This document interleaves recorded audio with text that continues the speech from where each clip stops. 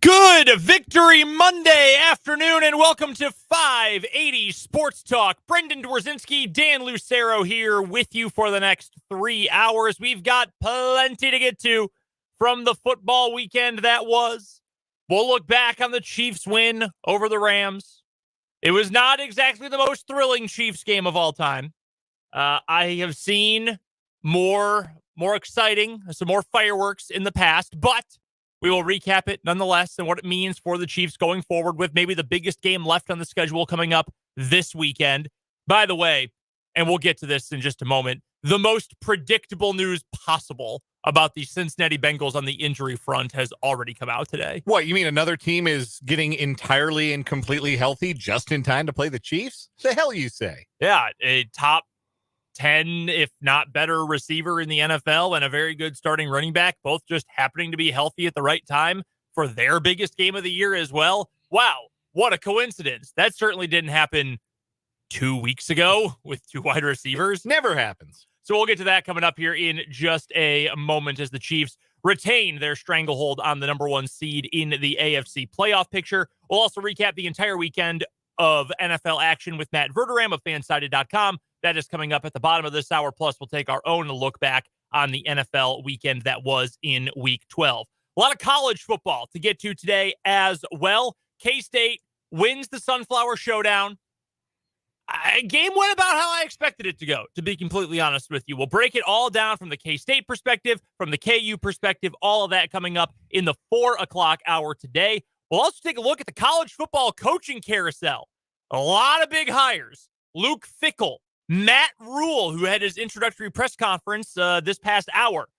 Hugh Freeze is back in the SEC. They're finalizing that deal at Auburn. Man, there's no way that could possibly work. That is going to be a disaster. Lane Kiffin got a new deal. Willie Fritz, the Kansas native, might be on the move. Colorado offered its job to someone who I imagine is not going to take it, but he's a big name. That's a big deal for Colorado. We'll talk about all that coming up later on in the show today. Of course, we will also be taking your texts on the Big O Tires text line. 785-272-9429 is the text line number. And we would love for you to interact with us in the comments section as well on our YouTube live stream. That is right, folks. Sports on 580 WIBW. That is the name of our YouTube channel. You can go to YouTube, just search for that. Sports on 580 WIBW will be the first result. You can just Google us, 580 WIBW YouTube, Sports on 580 WIBW YouTube anyway. Boom, we'll pop up. Subscribe to us. It's free. All you got to do is click. That's all you got to do. You hit the big button that says subscribe, and you're done. And all of our live videos will pop up right on your home screen. Any of our recorded videos, they'll pop up right on your home screen when you open up youtube.com. We hit a big threshold this weekend. In fact, it was either this morning or last night we officially hit it. We'd been wanting 100. We got 100. We are right at 100 subscribers now on the YouTube channel. So thank you to everyone who has subscribed so far. If you are listening on radio or you're watching on YouTube and just have not subscribed yet, again, you can do so on our channel. You can also go to youtube.com/@sportson580. So many different ways to find us. Nice and easy way to make sure you don't ever miss our streams, our live streams on YouTube. We do have a text in right now, in fact, and we'll get to this coming up in our good, bad, and ugly a little bit later on this hour. But this is in from our guy Steve from Bellevue. Shout out to Steve listening in on the Sports Voice of Kansas today. From the 785, who says, just wanted to thank Brendan. That's me. I'm not trying to hype myself up. Steve sent this in. For doing a great job broadcasting the 1A state championship. What a game that was in Hayes on Saturday. The St. Mary's Bears, undefeated against 1A competition this year. One of the greatest football games I have ever seen. That, I guarantee you, is coming up in the good part of the good, the bad, and the ugly today. Also want to know what Inman's mascot was. Inman played St. Mary's this weekend. The Teutons, which I'm not going to lie, while we were on the St. Mary's side of the broadcast, saying Teutons touchdown was like a dream come true for a radio broadcaster. That was awesome. A lot of fun. Very mellifluous thing to say. Yeah, Teutons touchdown. Unlike me trying to pronounce that word. What was it? Mellifluous? Mellifluous. Mellifluous. I don't know that word. Is that a new one? Is that our word of the day? The word of the day on 580 Sports Talk brought to you by your business here. Mellifluous means pleasant sounding. Sweet or musical, pleasant to hear. Wow, yeah, I feel like I have a pretty good vocab. I did not know that one. So if you want to check out all of our other various words of the day and everything else we're talking about, obviously check us out on the YouTube stream and listen right here on 580 WIBW. Text line's open, 785-272-9429. Thank you to Steve. Thank you to all you guys on the text line. With that, we've got NFL football to get to. We've got the Kansas City Chiefs to get to. They knock off the Los Angeles Rams 26-10 this weekend. My overall theme for the NFL weekend, and we'll talk a little bit about this coming up in the 4 o'clock hour today and with Matt Verderame later on this hour too. I don't think we really learned anything new in the NFL this weekend. Like, there weren't any results that were, wow, I can't believe that happened. There weren't a ton of performances that made your eyes pop out of your head. It was just kind of a lot of favorites won. A lot of games went the way you would kind of assume they would. The Chiefs won by 16 points, almost right on the spread. In fact, that was the spread for a while before kickoff. It closed, though, at 16.5, I believe, which, that's ugly when a team goes 1 of 6 on touchdowns in the red zone. But the Chiefs won. They were in control for pretty much the entire game. They scored the first touchdown, the Travis Kelce touchdown reception, with 5:40 on the clock in the first quarter. And that was it. The Rams never led. They never tied the game again. It was all over from that point on.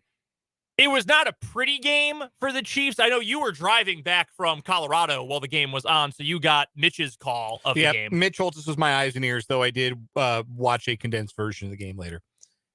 It was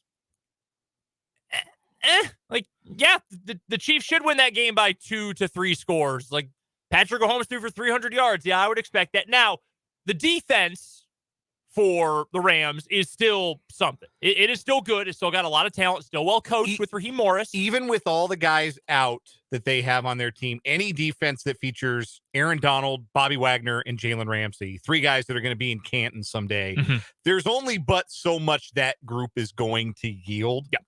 So that was always going to be a challenge, particularly against the run, particularly in the red zone.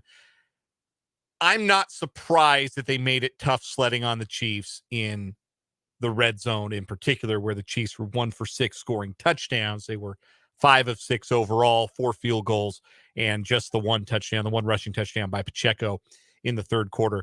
But what this game reminded me of was, you are a younger sibling, Brendan, correct? Correct. So I am an older sibling. I have a younger brother. I guess I'm technically both. You're in the middle? Oh, hey, we got breaking news. Oh, do we? We will get back to your point in just a moment. You'll never guess who is signing Melvin Gordon. It is the Kansas City Chiefs. What? No, you're lying. Oh, my God. What? Tom Pelissero of the NFL Network. This is not an Elon Musk fake account, folks. This is real. The Chiefs are signing Melvin Gordon. What? Why? No, why? That's fake, man. That's fake. That's fake. That's got the blue check and everything on Twitter. Now you can buy those now. This is Elon Musk's Twitter. You can buy that. I don't believe it. No, I'm clicking on it right now. This is the I'm a real person blue check mark, not the I've got $8 to burn check mark. Oh, yeah. Okay. Yeah. That's... Why? What? How bad is Ronald Jones, man? Seriously, he was nothing special on Sunday. What? Are they that worried about the Broncos? They got to play them 2 times in a few weeks. They want some Broncos inside secrets. Melvin, tell us how you stop the Bronco offense. What? Show up to the stadium on time? All right, bet. What is it like running against their defense? Well, it's not fun. All right. Well, actually, running against the Bronco defense is extremely fun. Ask Deontay Foreman. That's true. That's a good point. I've got a buddy of mine just replied to me on Twitter. Andy Reid is in full victory lap mode, all caps, LOL. That's what this feels like. Like, you know what? You know how we're going to win now? I'm going to go add a running back who can't hold on to the ball and watch us win. Hey, they won a Super Bowl with Shady McCoy. That's unbelievable. Same deal, right? He was on a Super Bowl winning team. Running back couldn't hold on to the football. That's true. Although he didn't play for like the last 6 weeks of the year. No, he fumbled one too many times, and then he didn't get off the oak. Fumbled against the Colts, never got put back in the game, and never played again for the Chiefs. Man, that's Like, in the grand scheme of things, this probably doesn't impact a whole lot. Like, Pacheco is still clearly number one. McKinnon's still your pass-catching threat. The offensive scheme isn't going to change. Yeah, he must be. It must be him for Ronald Jones, I guess, as the RB3 for the moment while Clyde Edwards-Helaire is on the shelf.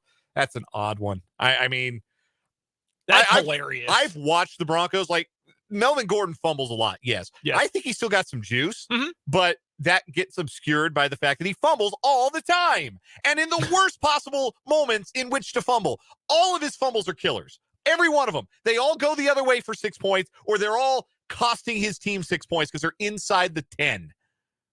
I don't know how you look at Melvin Gordon and decide, yes, this is a player that helps my football team, especially with the terrible attitude he had in Denver, too. I mean, I guess, yes, this is a better situation for him, obviously. You're on a winning team and not a bunch of bums. But I just don't get it. No, I really don't get it either. And again, we've got bigger fish to fry with the game yesterday because, in the grand scheme of things, this doesn't change a whole lot. And for those watching on the YouTube, we'll get the tweet up from Tom Pelissero here in just a second. But that baffling to me. I don't know. That's a heat check. That's Steph Curry pulling up from 40 feet. I'm already seeing on my Twitter timeline one friend of mine who's a Bronco fan saying he is definitely scoring 3 touchdowns on Sunday Night Football. That game has not yet been flexed out, by the way, on December 11th. So yeah, Tom Pelissero. I've got the full tweet up here, and if you're watching on the YouTube, you can see this visually, and if you're listening, I'll read it out to you. 2-time Pro Bowl running back Melvin Gordon is expected to sign with the Chiefs practice squad. Released by Denver last week, Gordon should be active soon. Another weapon for the stretch run. I mean, Ronald Jones is getting cut, right?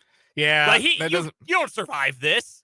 Yeah, it doesn't bode well for Rojo. Melvin Gordon was a laughingstock on one of the laughingstock teams of the NFL this year. And he's getting signed after one game of Ronald Jones. They got one game, and they said, now we're good. Now we'll pass. Hey, he looked like he had a little bit of juice on that 120-yard reception. Yeah. That's true. By the way, we also have a text in. This is a fair point from the 785 on the Big O Tires text line. Who's going to have a good attitude in Denver? Not Mike Purcell. It would be a much better reflection of Melvin Gordon's character if he did have a good attitude in Denver. I can say that. Man, that is incredible. That is so funny. Really weird. So funny. Just barging in and interrupting. I had a great simile/metaphor going for yesterday's Chiefs game. Would you like to continue with it? I would like to continue with it very much. So you are an older sibling. I am an older sibling. My younger brother is 4.5 years older than me. Now, he did grow. Younger. Yes, younger than me. Yes. Mm-hmm. He did grow to be taller than me. Oof. By about 4 inches. That's like Jake. Jake's got the same thing. His brother's taller than him. Yeah, and that's something because Jake's solid 6'5". Yeah, I am not. But no, my brother's got me by a solid 4 inches in height. But that was not always the case. Mm-hmm. When you're like 8, 9, 10, 11, and your younger brother is 4.5 years old, you tower over them. And I use that to my advantage many, many times. But, when you're playing outside with your brother, you might be younger brother, your younger sibling. Anybody who's an older sibling can probably relate to this.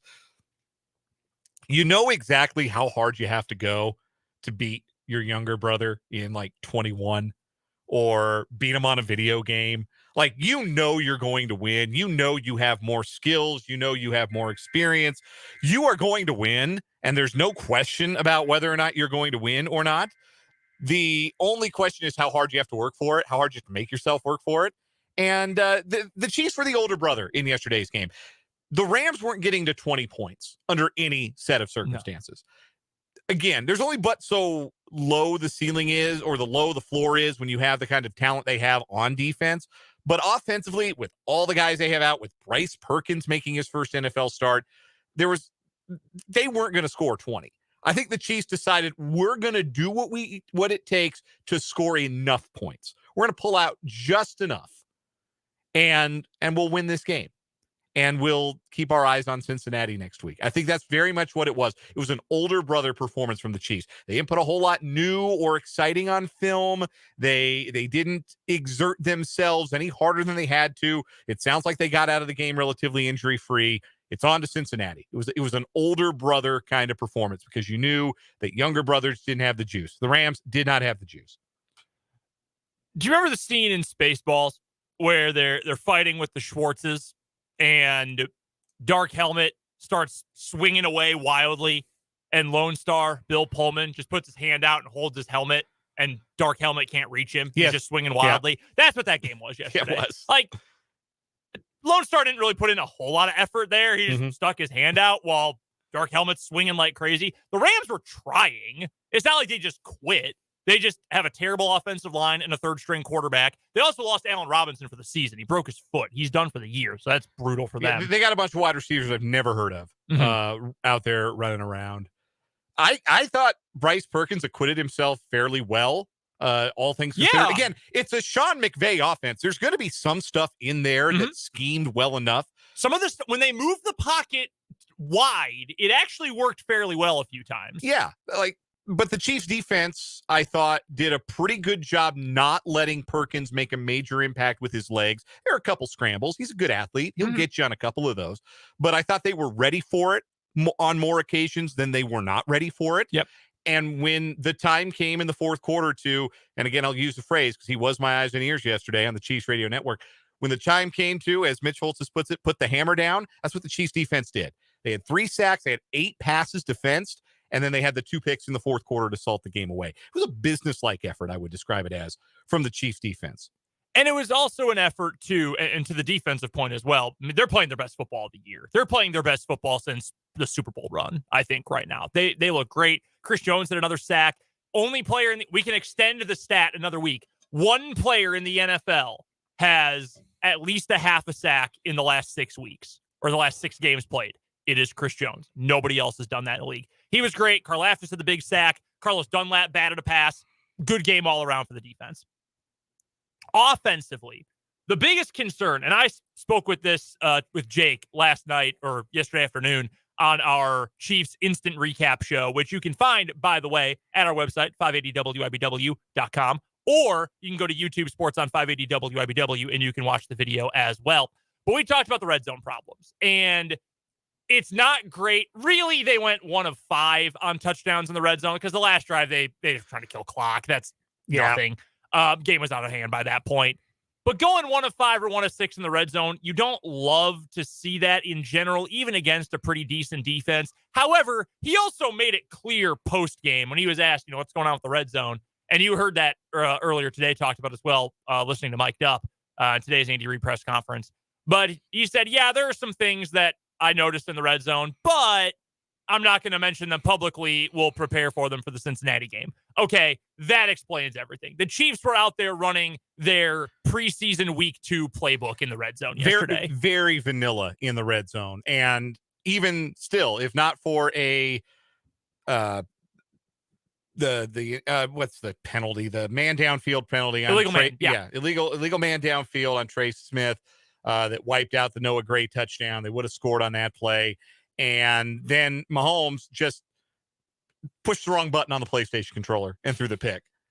You could tell. Like we've all been there. Yeah, he hit triangle. He meant to hit circle. It happens sometimes.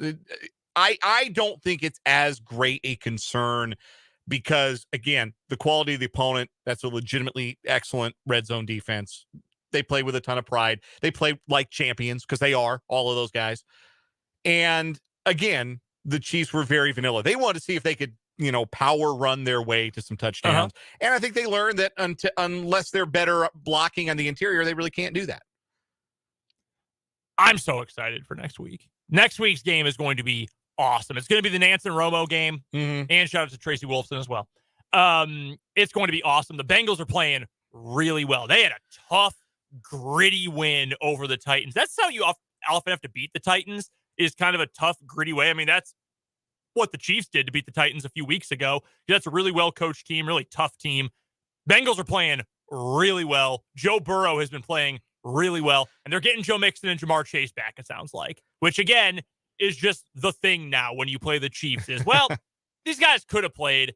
Now we're going to get them extra healthy so they're ready to go against the Chiefs. But that is going to be the ultimate test of this Chiefs defense, right? Is against an to bad offensive line, but a quarterback who is on fire right now. T. Higgins is playing like a number 1 wide receiver since Chase has been out. Chase is back and is a legit bona fide number 1 star receiver. Tyler Boyd's a really good slot option. they got weapons, man. This is going to be a big test of the Chiefs defense next week, and I'm excited for it. It's going to be a lot of fun. We'll talk about that matchup, and we'll talk about all the action from around the NFL coming up at the bottom of this hour, just about 10 minutes from now, with Matt Verderame of Fansided.com. Right now, though, we are going to take a timeout. When we come back on the other side of this break, we'll recap the weekend with the good, the bad, and the ugly right here on 580 Sports Talk.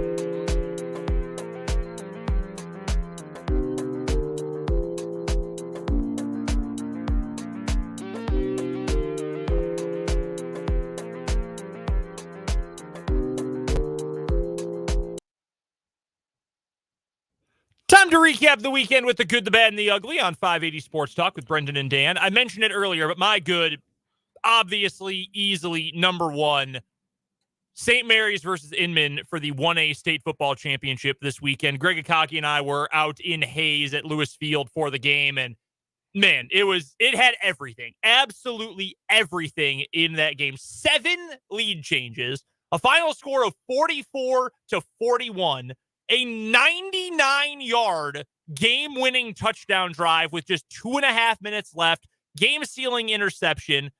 St. Mary's quarterback Keller Hurla had 403 passing yards in a 48-minute football game.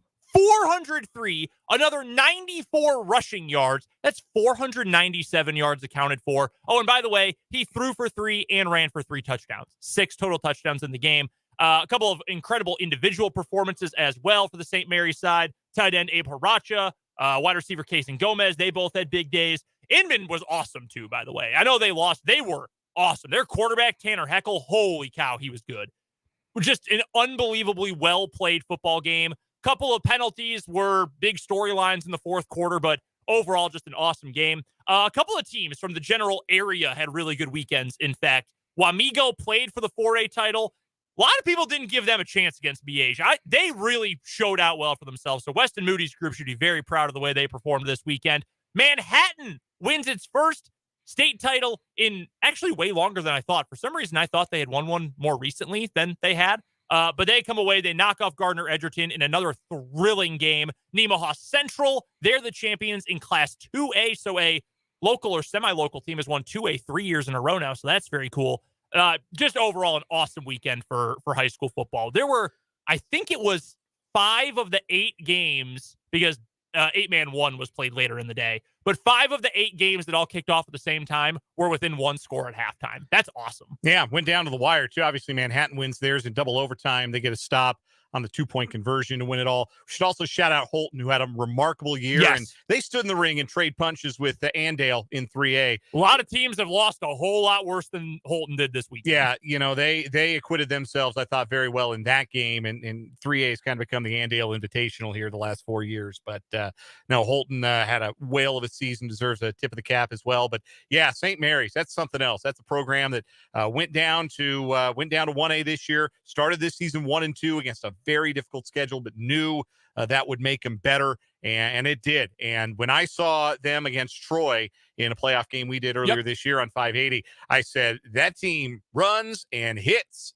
and blocks like a state championship team. And that is exactly what they are. Also have to shout out senior 2A lineman Josh Dieter, who is a cousin on my wife's side. Congratulations to them and the whole Dieter family. Another state championship for the Dieter clan. So congratulations to Josh and all the rest of his senior teammates and all the rest of those St. Mary's Bears. Yeah, what a run for that. Run for that title. What's your good for the week? My good. Nobody got to see it because nobody was shelling out the $30 for Flow Hoops, but K-State goes to the Caymans and wins 3 games. It takes them overtime to win against Nevada in the semifinals, and then they beat LSU dramatically in the championship game of that tournament. They are still unbeaten under Jerome Tang. They have an identity. They have a superstar in Keontae Johnson. They have a top-tier playmaker. Marquise Noel appears to have leveled up. I'll tell you what, maybe you didn't shell out the $30 for Flow Hoops to watch him in the Caymans, but you might want to consider dropping a few bucks on some tickets to see him at Bramlage Coliseum this year. This K-State team's already outperforming my expectations. Yeah, they're a lot of fun to watch. That is a fun brand of if you've liked watching Baylor in the last few years, understandably, K-State is emulating that quite a bit. That's a really fun brand of basketball. My bad for the weekend. KU basketball lost on Friday. K-State football, or KU, football lost on Saturday, and then the Packers lost on Sunday. All 3 of my favorite teams all lost on consecutive days. That sucked. I'm sorry to hear that. Yeah, that was rough. Also, Aaron Rodgers got hurt last night. Jordan Love looked good, but Aaron Rodgers got hurt, and that sucked. My bad. The organizers of the women's basketball tournament in Las Vegas, the Las Vegas Invitational, played at a ballroom in the Mirage with no stands, no EMTs on site. So an injured player had to lie on her back for 40 minutes while EMTs took their time getting out to the Mirage. Just a really bad look, an awful setup, not anywhere close to what some of those programs that went down to Las Vegas were promised, including the number 6 team in the country, the Indiana women. Real disgrace and a real low point, and really unfortunate. Women's basketball deserves better than that. Real quick, my ugly, I just mentioned it a few minutes ago when we were talking about the coaching carousel. Auburn's hiring Hugh Freeze, man. Like, that sucks. Hugh Freeze is a dirtbag. It absolutely sucks. He's a great play caller, and he's got great offenses, and he beat Bama a couple times. He's a creep, and you get what you pay for. He is. And I hope that Auburn meets its karmic revenge in the very near future, because he's gross. He is a scumbag. He is a creep. This is all verifiable stuff. And the lesson here is that you can win enough and wrap yourself in enough Jesus that people are willing to forgive you. That's why he went to Liberty in the first place. That's why Ian McCaw gave him the job, so he can claim some sort of divine forgiveness for all of his past sins. And they are numerous. And like including a matter of months ago at Liberty. Yes. Harassing a woman who was a victim of a sexual assault at Baylor, at Liberty, excuse me. Like, look, yeah, I'm not asking for every college coach, every coach period. I'm not asking for them all to be like good Samaritans and great people, because I know that's just not realistic. And to a large degree, I don't care. Like, Hugh Freeze got his second chance. His second chance was Liberty. Yeah, leave him there. Leave him in Conference USA. They don't all have to be saints, but some sinners don't deserve $9 million a year contracts. Yeah. Jeez, that's unbelievable. Ugly for you this weekend? That was it. That was mine too. Just gross. Let's take a timeout. We'll talk all things NFL coming up next with Matt Verderame here on 580 Sports Talk.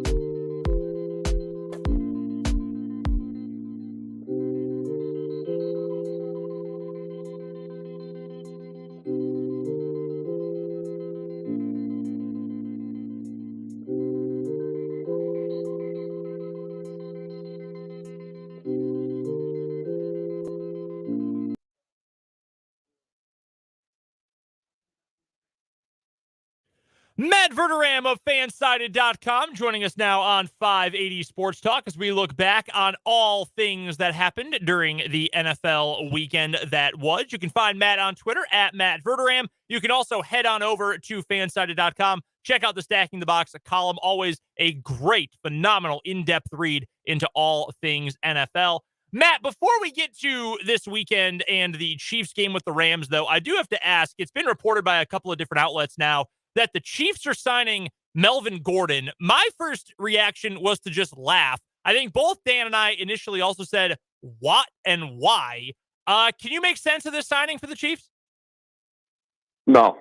I don't understand what the upside is of Melvin Gordon. Like, you'd really rather have him play than Isaiah Pacheco right now? You'd really rather have him out there in a critical spot? The Broncos cut him because you can't stop fumbling the football. That's why they cut him. And, yeah, Melvin Gordon's talented. Nobody would argue that. Melvin Gordon also is a walking turnover at this point in his career. Like, I already think they took enough chances by bringing in Ronald Jones, who fumbles the ball constantly. I don't know that you're going to see a ton of Melvin Gordon anyway, because I think if you're the Chiefs, look, you're not going to put Gordon in there and replace McKinnon because McKinnon does a very specialized thing for you. I just can't imagine that they're going to yank Pacheco now, who over the last month has been a top 5 running back statistically in the NFL, to play Melvin Gordon. I'm working on trying to find out exactly why the Chiefs did sign him, but no, I'll be honest. When I saw that, I was about as surprised as anybody else. As for the game for the Chiefs this weekend, they didn't run the ball especially well, though that is a really good Rams front line when they're healthy anyway. And without Joe Thuney, obviously things change up front for the Chiefs. But the Chiefs did still really control the game from the very beginning. They scored with just under 6 minutes left in the first quarter and never relinquished that lead, give up a tie or anything like that. Chiefs end up with the 16-point win. Was there anything that you could really take away from this game, though, Matt, and extrapolate over, that's valuable over the rest of the season? I mean, it just sort of felt, and Dan used the analogy earlier, this was like a big brother kind of game. Like the Chiefs were bigger, tougher, better, and they just took care of business and got out of Dodge. Is there really anything new you can take from this game, or was it just sort of a business as usual effort for the Chiefs?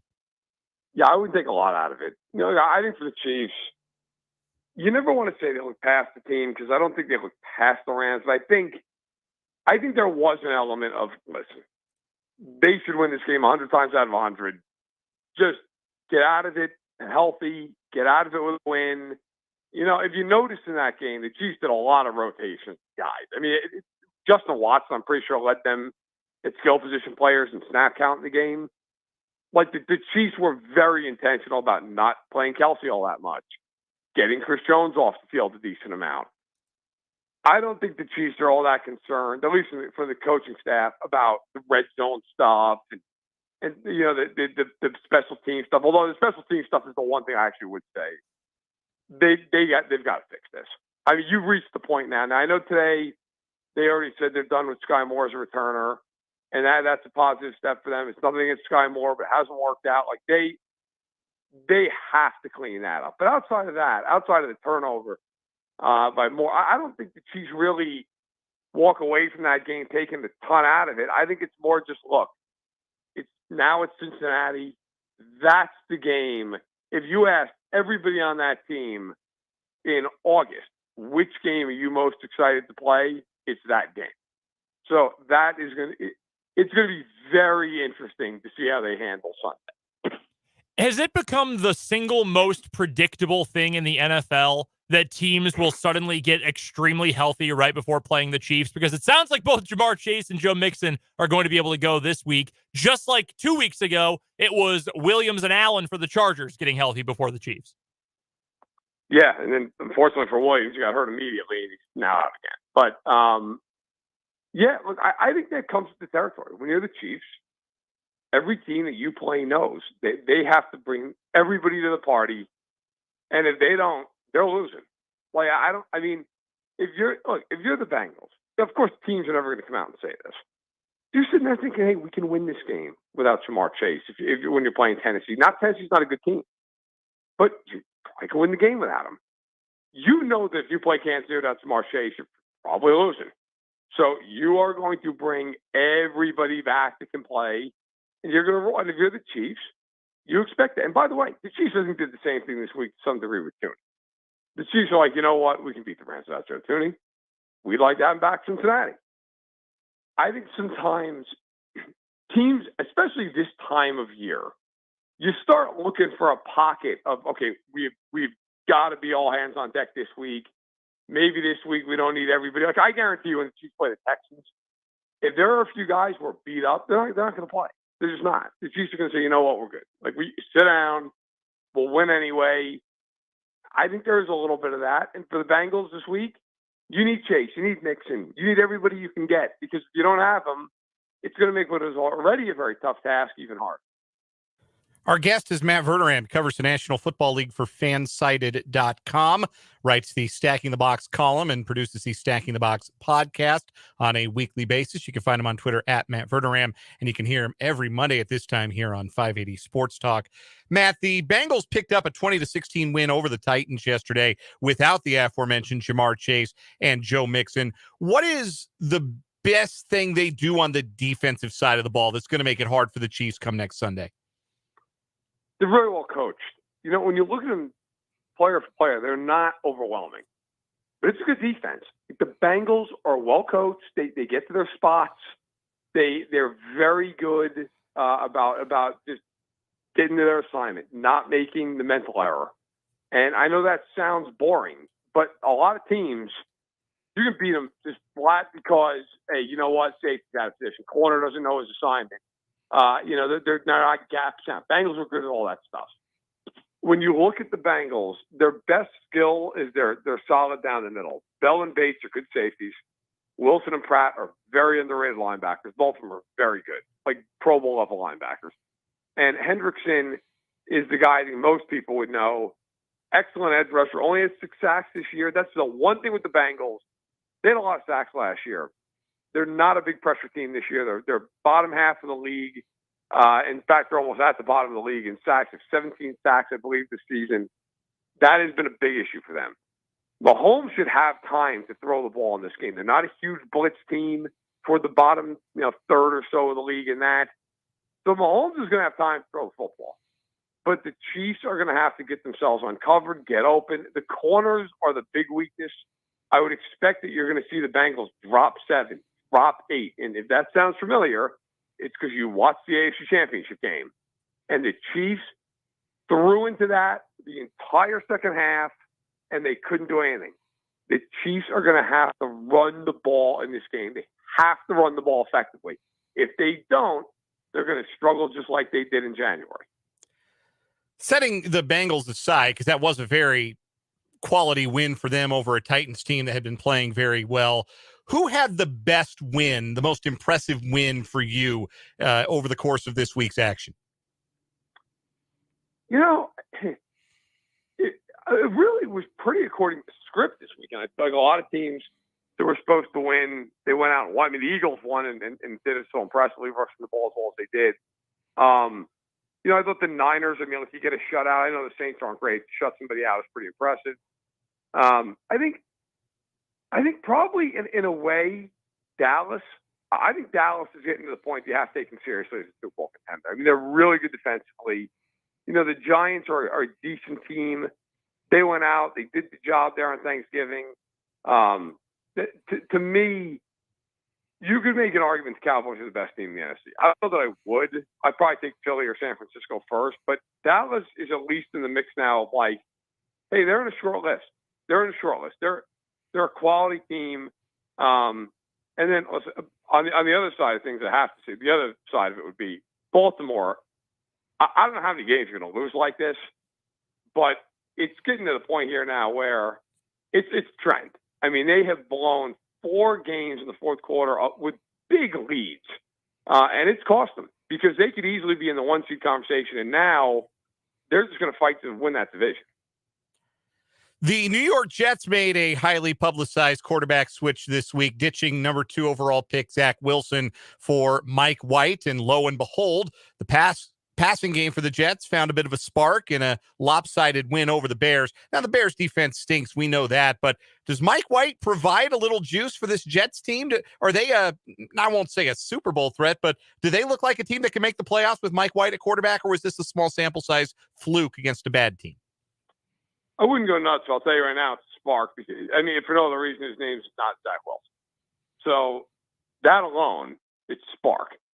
The Jets, I wrote it in my column, not right in front of me, but Wilson has 20 starts in his career. And if my memory serves, he's never thrown 3 touchdown passes in any of those games. Well, Mike White did yesterday. He is only thrown for the yardage total that Mike White threw for yesterday once, and he did it on like 20 more attempts. He's never thrown for the completion percentage Mike White had yesterday. Look, what Mike White did yesterday, literally, is you combine every single one of Zach Wilson's starts, he's never had that good of a game. So, yeah, if you're the Jets, you're thrilled. You needed to win. You desperately needed to win. You did that.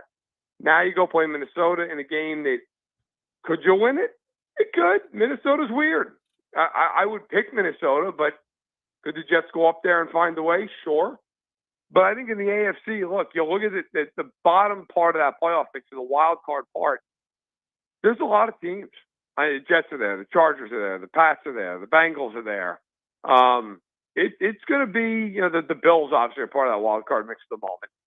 You're going to have a lot of teams fighting. It's going to be frantic in the last, 3, 4, 5 weeks in the AFC playoff picture.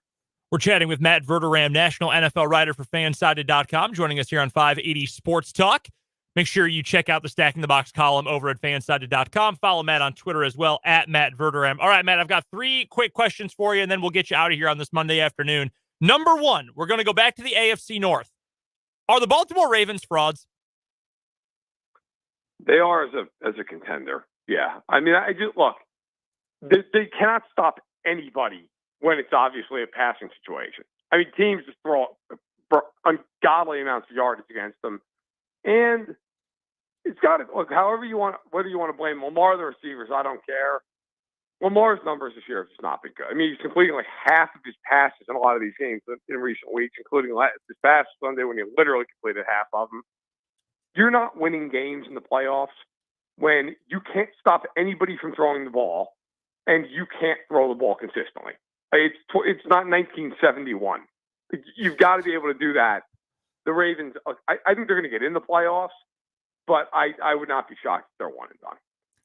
In the NFC West in particular, for the Cardinals to fix their problems, do they have to tear the entire thing down? I know they just gave Kyler a big contract, so it's probably not happening. But when your quarterback is going out and saying, and you put this in your column, Matt, quote, Yep. Schematically, we're kind of bleeped.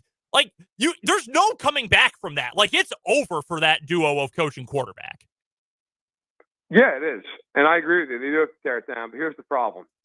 Not only did they just extend Murray, they extended Kingsbury and Kine this offseason. So dumb. And I don't know how familiar people are with Michael Bidwell, the owner there. Not known for lavishly just heaping money all over creation. So they're not getting rid of people. I love you see all these people who are just like, just fire Kingsbury. Like, first of all, even if they did that, even if Bidwell was willing to do it, you think he's eating money for him and Kine?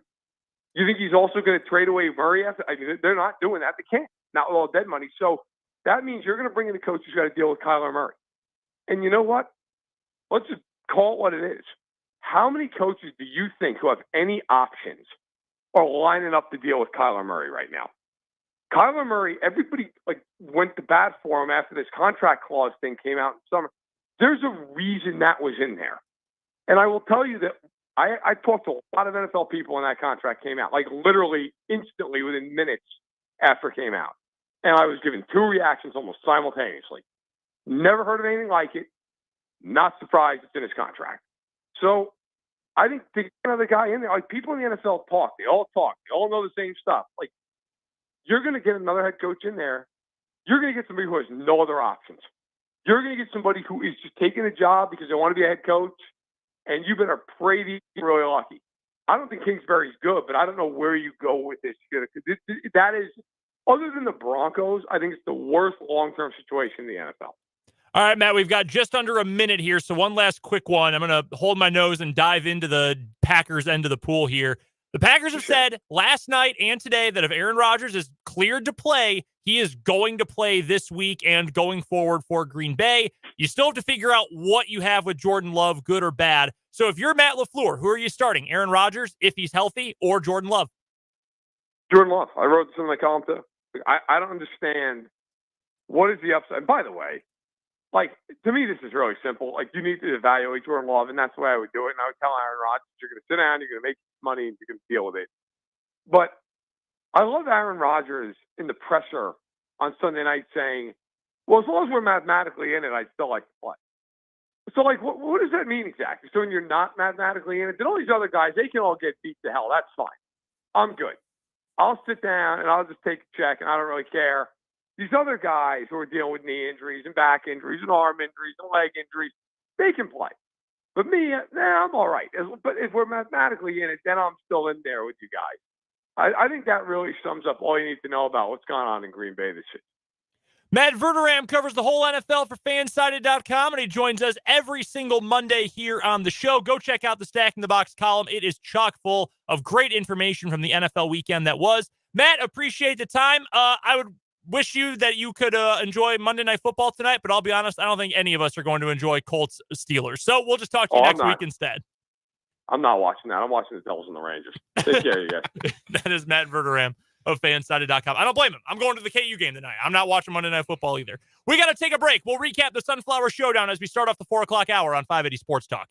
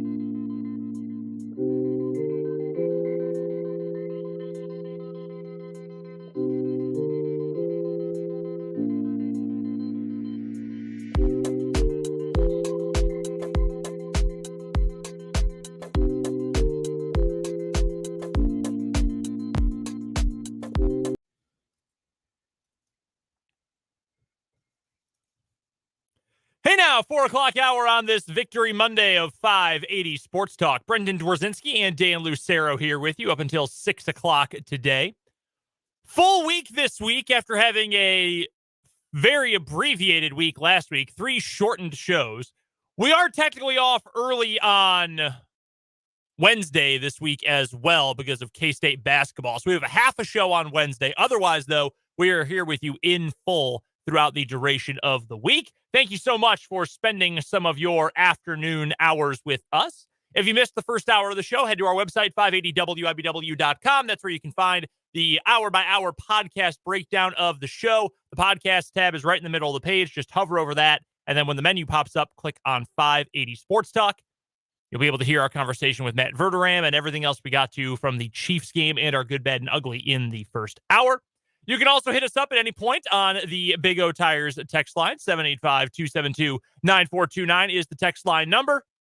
And you can watch us on YouTube as well. Sports on 580 WIBW is the YouTube channel. Swing on by, hit that subscribe button. That way you will always be able to get notifications of when we are going live, when we have all of our live shows, and so much more.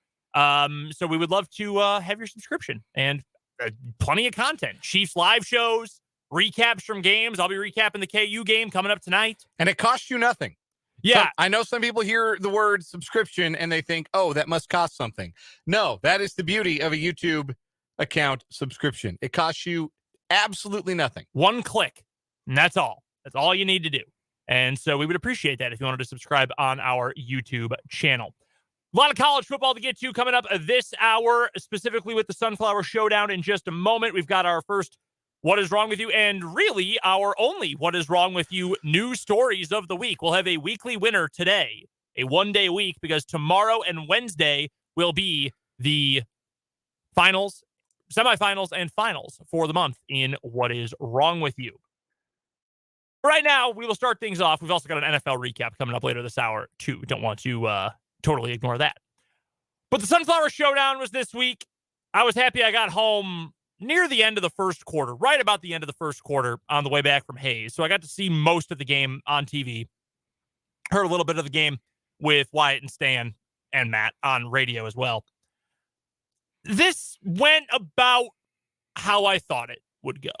K-State's the better team. There's no denying that. Only like total weirdo Twitter trolls were like, oh, KU's got this in the bag. Was there an avenue for Kansas to win this game? Yeah, but it was going to take a lot of luck and winning every single element on the margins. And the hardest part about playing Kansas State when you have to win that way is they are extremely well coached, and on special teams where you have a lot of those marginal victories, you don't beat K-State. Now, No. KU took a bazooka to the foot with a couple errors in the early part of the game, screwing up on special teams. But, you know, K-State in general is always going to beat you in that regard. You can't destroy yourself in the early going. 9 points directly from 2 boneheaded mistakes by KU. The dropped punt, OJ Burroughs is wild, man. He is so talented and so gifted. But every once in a while, he does something and you think, man, what are you doing? But he's got a boatload of talent. That's what makes it unfortunate when you see him drop a punt. You think, that's one of the players you'd love to see have a breakout in this game. That led one play later to a K-State touchdown. The bad kickoff return. Stop returning kicks in college football. I'm begging you, stop. You get the 25-yard line for free. Just fair catch it anywhere in that area. You get the ball at the 25. Just take that. Instead, bad return, penalty on the bad return, safety just, 3 plays later. Yeah, on the third down, yeah. That's 9 points directly to K-State. Now, they ended up winning by 20, so 9 points, okay, that's still a 2-possession game. But 9 points was the margin there for a time in the fourth quarter. A lot of time throughout the game. That was kind of there was the margin at halftime, was it not? And, I mean, it just sort of bounced back like 16 points, 9 points for a lot of the game. Look, that's what really good teams do. They don't make those mistakes. They have obviously a ton of talented players. I know I'm looking at this a lot through a KU lens, understandably so. K-State's got a lot of good players. They got Deuce Vaughn, who is a future NFL draft pick next year. Will Howard's playing like he might go to the NFL one day. The defense is really darn good, and their special teams are really darn good. KU looked a lot better against K-State than it did against Texas, and that is largely offensively because Jalen Daniels did not look nearly as rusty in the game. He had a couple of throws where I thought, man, what is that? But generally speaking, he looked a lot better. He was willing to run. He was just more mobile in the pocket and in the backfield while looking to pass. Devin Neal got a little bit more involved. That was good to see. KU's offense looked good, and that's what I was hoping for. I wanted to see something that was a step ahead of the Texas game, and the offense was that. 27 points, yeah, you could have had a few more. Obviously, you lost by 20, but the offense was a lot better. That was good to see. And defensively, it was what we thought it would be. Yeah, KU took some beating. Kansas State needed to beat them. For many of the 14 years now that this streak has lasted for Kansas State winning the Sunflower Showdown, they have merely needed to roll the football out and they would win the game because Kansas would self-destruct. Kansas would do something that reminded you why they were so futile for the entire season leading up to the point at which they played Kansas State. And Kansas State would seize upon those mistakes. And to an extent that did happen. You mentioned the 9 essentially free points that were granted to Kansas State because of KU special teams miscues. But in the past, I think if Kansas had fallen behind 23-7 at the end of the first quarter, that would have been ball game. Mm-hmm. That would have been cue to pack it up and forget about it. We would have been en route to something like 55-14. We would have seen a whole half of Jake Rubley. Yeah, with an old KU team. It would have been an absolute thrashing. And this KU team didn't lay down, and they brought the fight to Kansas State, and they won some snaps up front. Their front seven, I thought, played a pretty decent game. They were able to make plays to get K-State into third down. They could not get off the field on third down. No. The money down, Kansas State won it every time. You mentioned the margins when we talk about this. Special teams are the marginal plays. Turnovers are the marginal plays. K-State was +2. And third down, I thought the tipping point of the entire game to me was after KU pinned K-State deep. It's 16-7, and K-State is pinned deep. They're inside their own 10 after a penalty on a return on a punt, and they got a 3rd and long, and Deuce Vaughn goes 80 yards on a screen pass. And I felt like that was the balancing point. That is where if KU gets a stop, they've got some momentum. They were going to get good field position coming off of that scoring drive that they put together. Mm-hmm. I really felt like that was a point where that game could have really tightened and got competitive. Deuce Vaughn goes 80 yards on a screen pass, just runs past everybody. Reminds you he's the best player on the field. Yep. And after that, the game never felt like it was going to get real close. It felt like K-State just kind of holding KU at an arm's length for the rest of the night before they ended up pulling away late. They executed really well, I thought, on offense for the bulk of the night. Will Howard played another fine game. Deuce was Deuce. And Kansas State created enough havoc and made, again, this is starting to become a bit of a trend for Kansas State. And I don't know if it's a great thing, but they are a lot better defensive team in the second halves of games than they are in the first halves of games. First half of that game, they did look like they were caught off balance by a lot of the window dressing that KU does on offense. They didn't look like they were ready to meet some of the physical challenges that Devin Neal posed as a ball carrier. Second half, they completely shut KU down. KU had that one drive where they scored, but it felt like that drive that started the third quarter of the West Virginia game, where West Virginia they could move it down the field, but they was 5-6 yards at a time. They couldn't get the big chunk plays that really enable you to put together a quick scoring drive and really feel like you're back in the game. KU had a drive like that, and they finished it. Unlike West Virginia, KU finished that drive in the end zone, but when they didn't get the 2-pointer and they stayed behind by 2 scores, and then K-State followed that with a big kick return by Knowles, and they go down and score more points, even though it was just a field goal.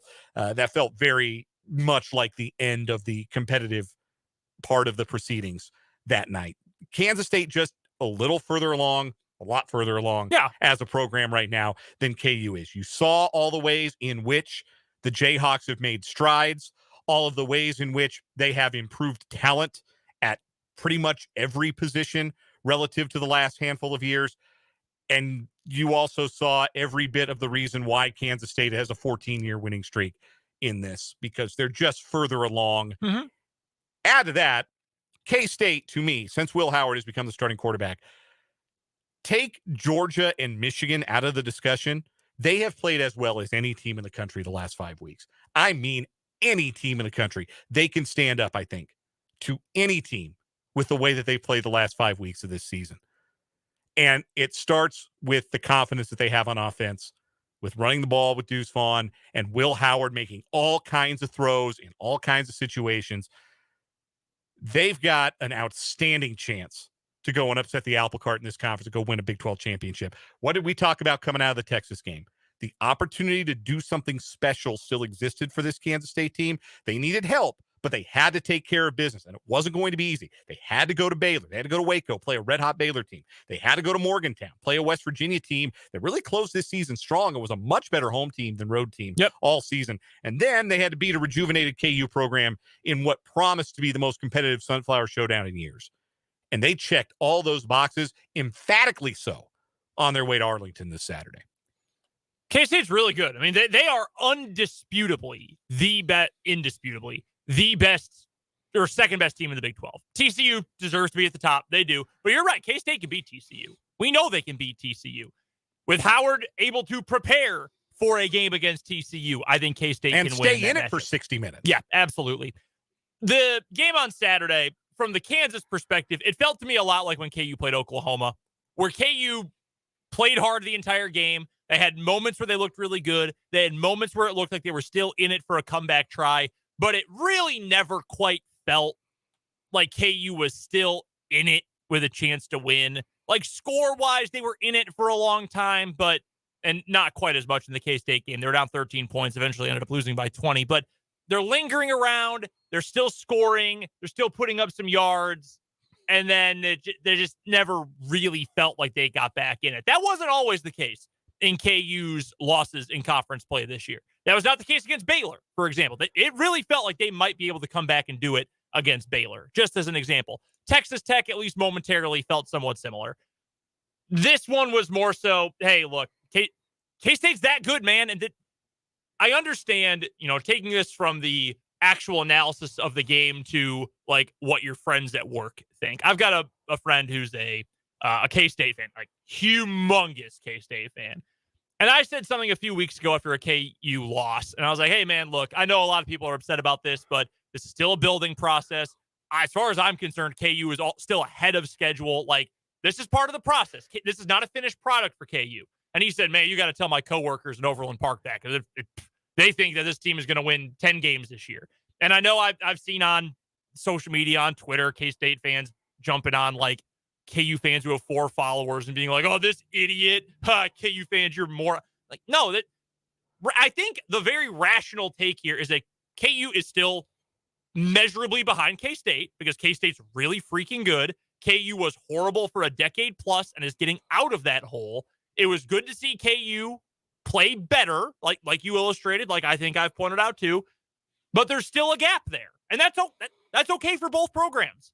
It's okay for K-State to say, and we heard this from Austin Moore when we talked to him last week, the linebacker who had a pretty good game against KU as well. And he said, hey, look, we know what the rivalry record is. We know that there's bad blood and all that, but hey, look, this is a better team that we're going to be playing. It's going to be different than even last year when we played. We got to be prepared for it. I think that was clear that KU was able to figure out a few things that worked. K-State in the end had too many good players and is really well coached and got it done. I just wore them down over the course of 60 minutes. And that happens. And you saw that reflected on those final drives for K-State, even though they didn't all end in the end zone, just the ease with which they ran the ball in the fourth quarter, just the way that they run teams down. I, watching it, sometimes wonder why K-State is so insistent at times at using Deuce Vaughn like he's Ironhead Hayward. Or like prime Jerome Bettis, particularly down near the goal line, and just running him in behind the center, running him in that A gap. Like, come on, he's 5'6". Like, he's really fast. But maybe use that. He's not, giant shoulder pads running back from the 1980s. Like, use his speed. But those body blows wear on teams over the course of 60 minutes. And then when they want to do it in the third and the fourth quarter, when they've got a lead, Deuce is in those crevices and making those plays that are 2-yard gains in the first half. Those are 8-yard gains in the fourth quarter. Well, and the other piece too, when you're talking about late in games, you know what it's nice to have? Depth. DJ Giddens. That dude can play, man. He really can. And it's going to be his show next year because Deuce is leaving. I don't think that's a hot take. That's not a report. Deuce is leaving. Yeah. If you all running backs should go get paid as soon as they can possibly get paid. Yes, absolutely. I don't think that's a controversial opinion to have. So it's Giddens' show next year, and he can handle it. He's going to be really good in a featured role next year. But having, Deuce Vaughn run all over, wear you down because you have to chase him all game, and then bringing in the hammer at the end in Giddens, who's a much bigger body, that's a real nice 1-2 punch for K-State to have. And like they didn't quite need them to follow that script against KU, but against TCU they might, or at the very least, that's a nice change of pace to have the big. Usually it's the other way around, right? Like you have the bruiser as your lead guy, and then the change of pace back is the scat back, the quick guy. It's the opposite way for K-State. You got to go chase Deuce around, and then they bring in the hammer with DJ Giddens. 2 texts I want to get to here from the Big O Tires text line, 785-272-9429.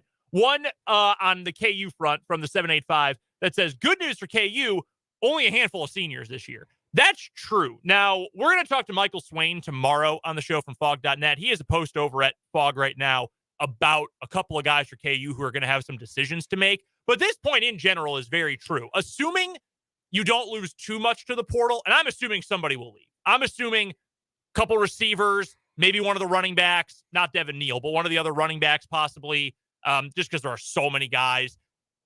Ideally, Jalen Daniels isn't going anywhere, but let's be blunt. Teams are going to call. Someone is going to call that guy and be like, hey, look at all the success you're having at Kansas. You know where else you could play? Anywhere else. Like, I'm just being honest. I hope he doesn't leave. I'm not expecting him to, but people are going to make phone calls or send DMs or whatever. As long as you can keep the majority of the core and ideally the quarterback, KU is going to be really darn good offensively next year. Like, really, really good. The other text we have here from the 402, do you think K-State can run a 2-quarterback system kind of like Bean and Daniels at KU? We've had this discussion before, and we've cross-talked with Jake about this as well. Jake's been more in favor of this. I am not.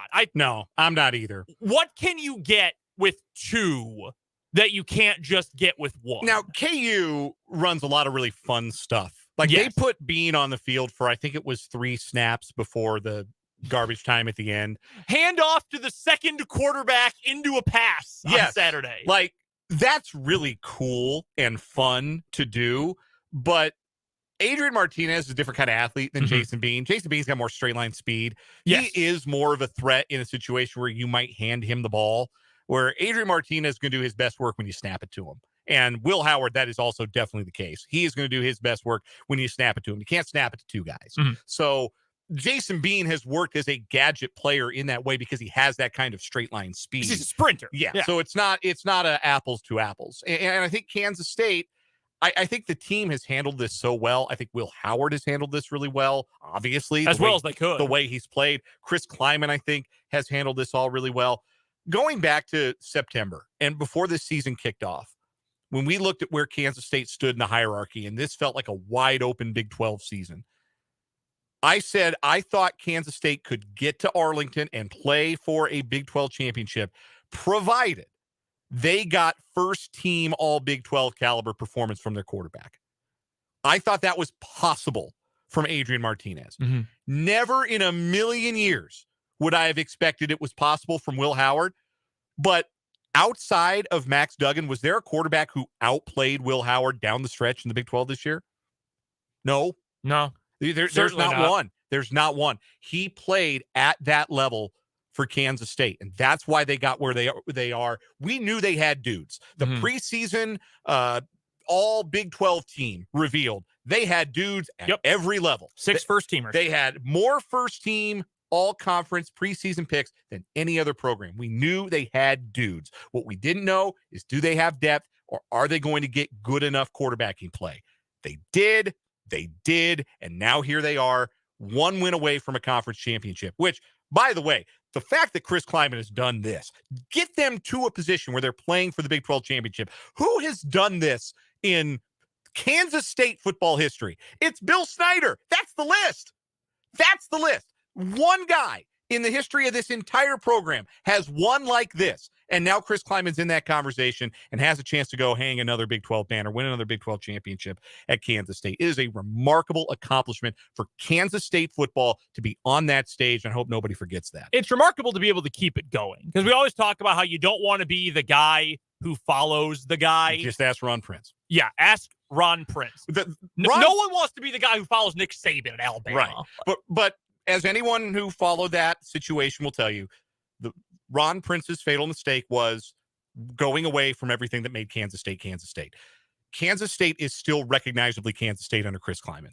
It has been modernized, but the script has been followed. And I think that it's been... I understand that at the time there were some K-State fans who were like, we hired an FCS guy. Yeah, I would say there was some lukewarm reception, certainly. Now, we have a text here from the 785.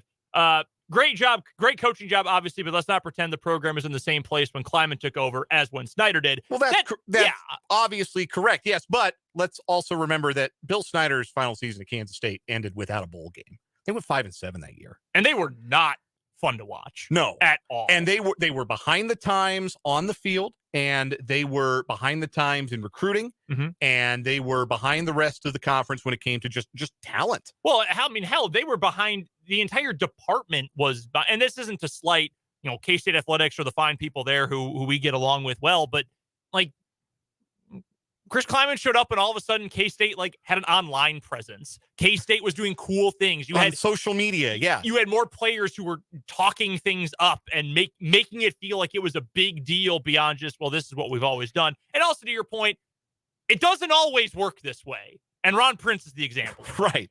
So yeah, it's not the same. And I saw today in the press release about K-State playing in Arlington that Chris Kleiman's the first coach in K-State history to go to 3 bowl games in his first 4 years. And I thought, that's cool, but also K-State was horrendous for a really long time. K-State's had 2 good coaches. So, right. And it took a lot for Bill Snyder to dig him out of the hole because it was a really deep hole. And we'll end this on a hopeful note for the KU side on a text from the 913 and the Big O Tires text line. KU starting to look like K-State did in the early 90s under Snyder. I think there's a correlation in terms of the great leap forward that we saw this year. I think most people would have said if this year's Kansas team wins 4 games, that would have represented a big step in the right direction. That's what I wanted. I wanted 4.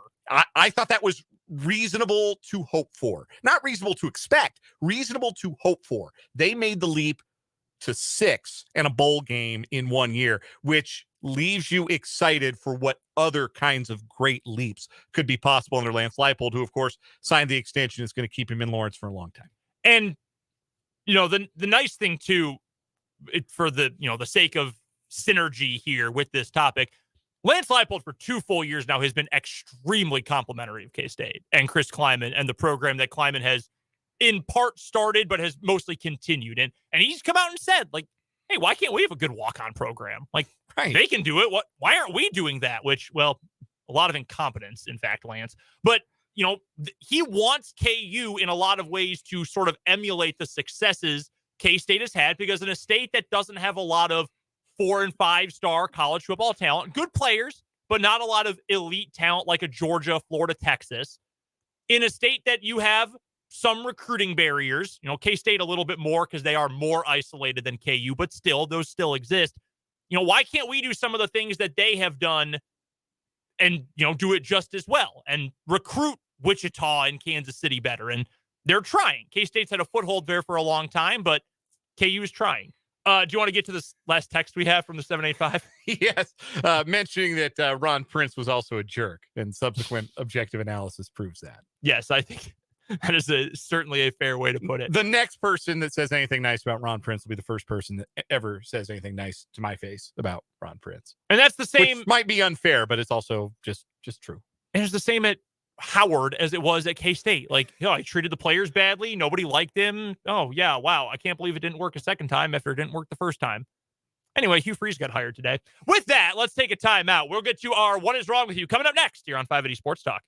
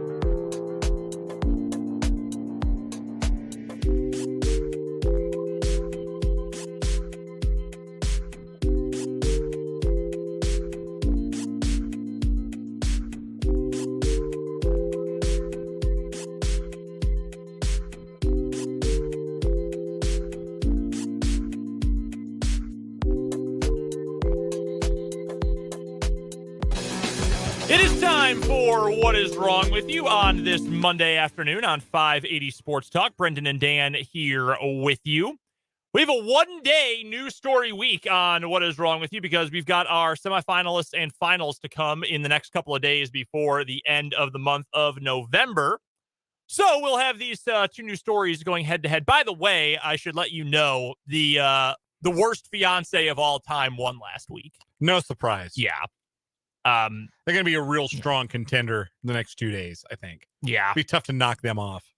We do have two stories going head-to-head today. I'm going to go first. Do you remember, Dan, our tourist in Italy who dropped his phone into Mount Vesuvius? Yes. And then climbed in after it, Yes. fell 50 feet? Yes.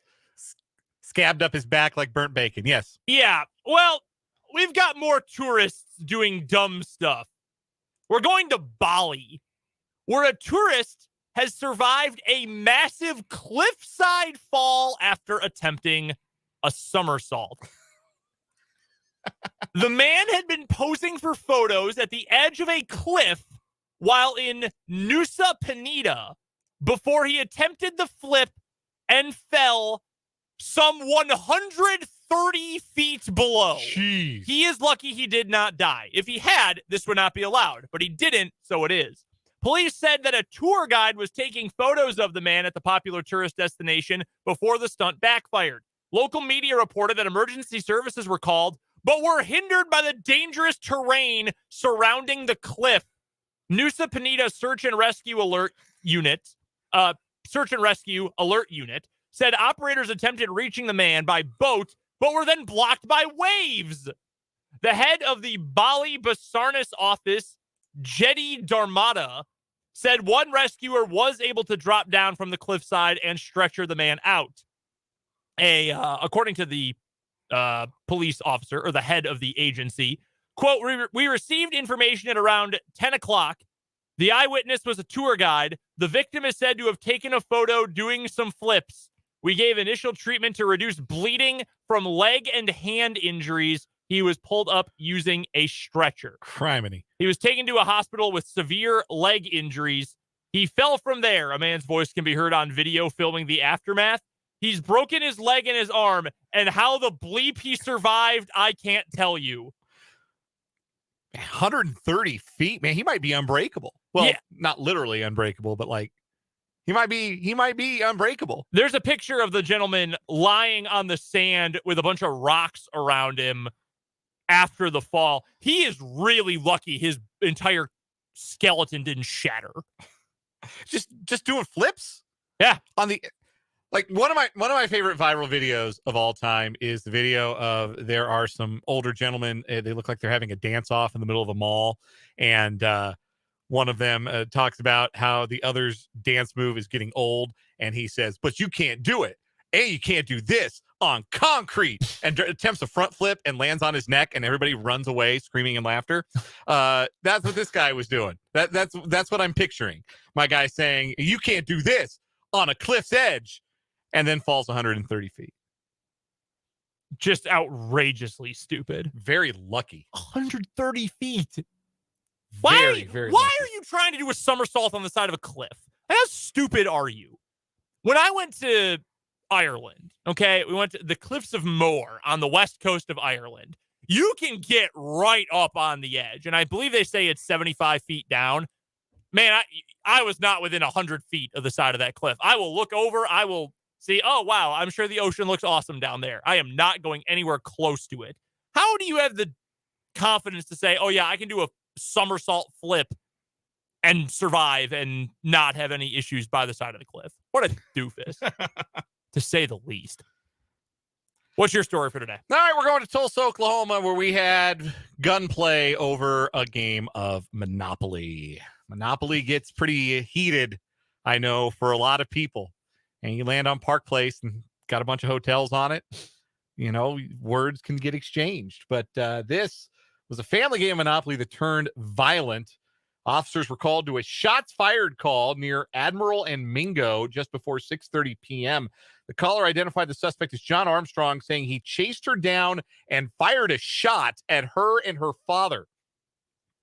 Police arrived and immediately took Armstrong into custody. Investigators learned the family had been drinking alcohol and playing Monopoly. No, I'm going to stop right there.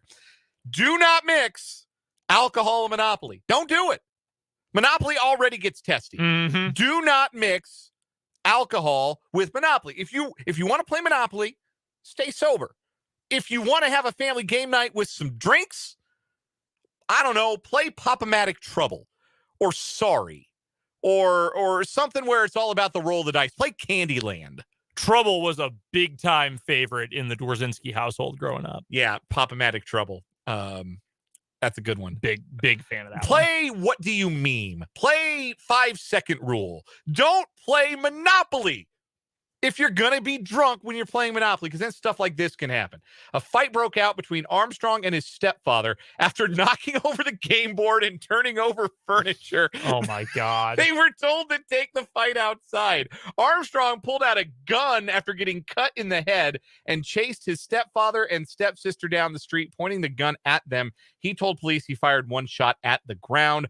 Officers did not find the gun, saying they believe Armstrong hid it in the house before surrendering. Armstrong was arrested and booked into the Tulsa County jail for assault with a deadly weapon. And yes, from the 785, he did not pass go, and he did not collect $200. Unbelievable. We've got a texter from the 785 who says, rank these worst games to play while drinking. Monopoly, Risk, Catan. Monopoly's got to be the worst. See, I would go with Risk. Risk can lead to arguments and fights sober. You start drinking during that, I mean, that's a friendship ender right there. I would say Risk is the worst, then Monopoly, then Catan. From the 785, you should have sold him. This should have sold him Boardwalk. Could have been avoided. 316 says, hope he had a get out of jail free card. That's tremendous. Wow, these are two. I'm not going to lie. I was pretty confident in my guy who fell 130 feet, but pulling out the gun during Monopoly is a pretty good story, too. Chasing my stepdad down the street with a firearm over Monopoly. Is this one of those situations where it has to have been building up for a while? Oh, yeah. Like I'm not pulling out the gun on my stepdad if, like, this is a first-time thing. No. Nah. Like, no, you can't own a railroad. It's not possible. You can't put hotels on the railroad. You can't have all the utilities. They both broke up the Bell Corporation 100 years ago. That community chest card looks fake. We have had that story before. The fake community chest cards. Wow, man, I'd forgotten about that one. Classic story. All right, who do you got for today? It's got to be, as the 785 calls it, Monopoly Mayhem. I think that's got to be our winner. Is the B&O Railroad really worth it? Honestly, the replies from the text line might be enough to sway me on this one. Yeah. Big O Tires text line brought the A game for this section of What Is Wrong With You. Yeah, Monopoly Mayhem. That'll get the win for today. And that really wanted to be the car. That might have been what it was. No, I want to be the hat. I will not be the thimble again. I refuse. All right, that's our winner. Monopoly Mayhem. It gets the win, and it advances to the championship rounds coming up over the next 2 days here on What Is Wrong With You on 580 Sports Talk. We've got to take a break. When we come back on the other side of this timeout, little look back on the NFL weekend that was here on 580 Sports Talk.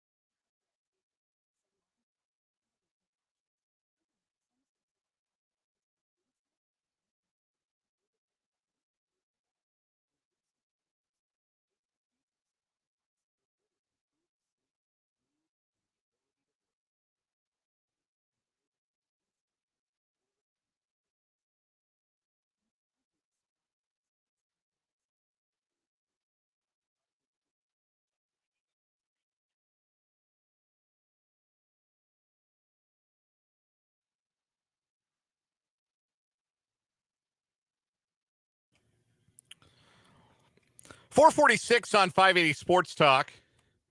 Dan Lucero flying the plane solo for a moment. Brendan Dworzynski stepping out for just a bit. He'll be back recording an interview for the premiere episode tonight of the 580 Preps Basketball Coaches Club.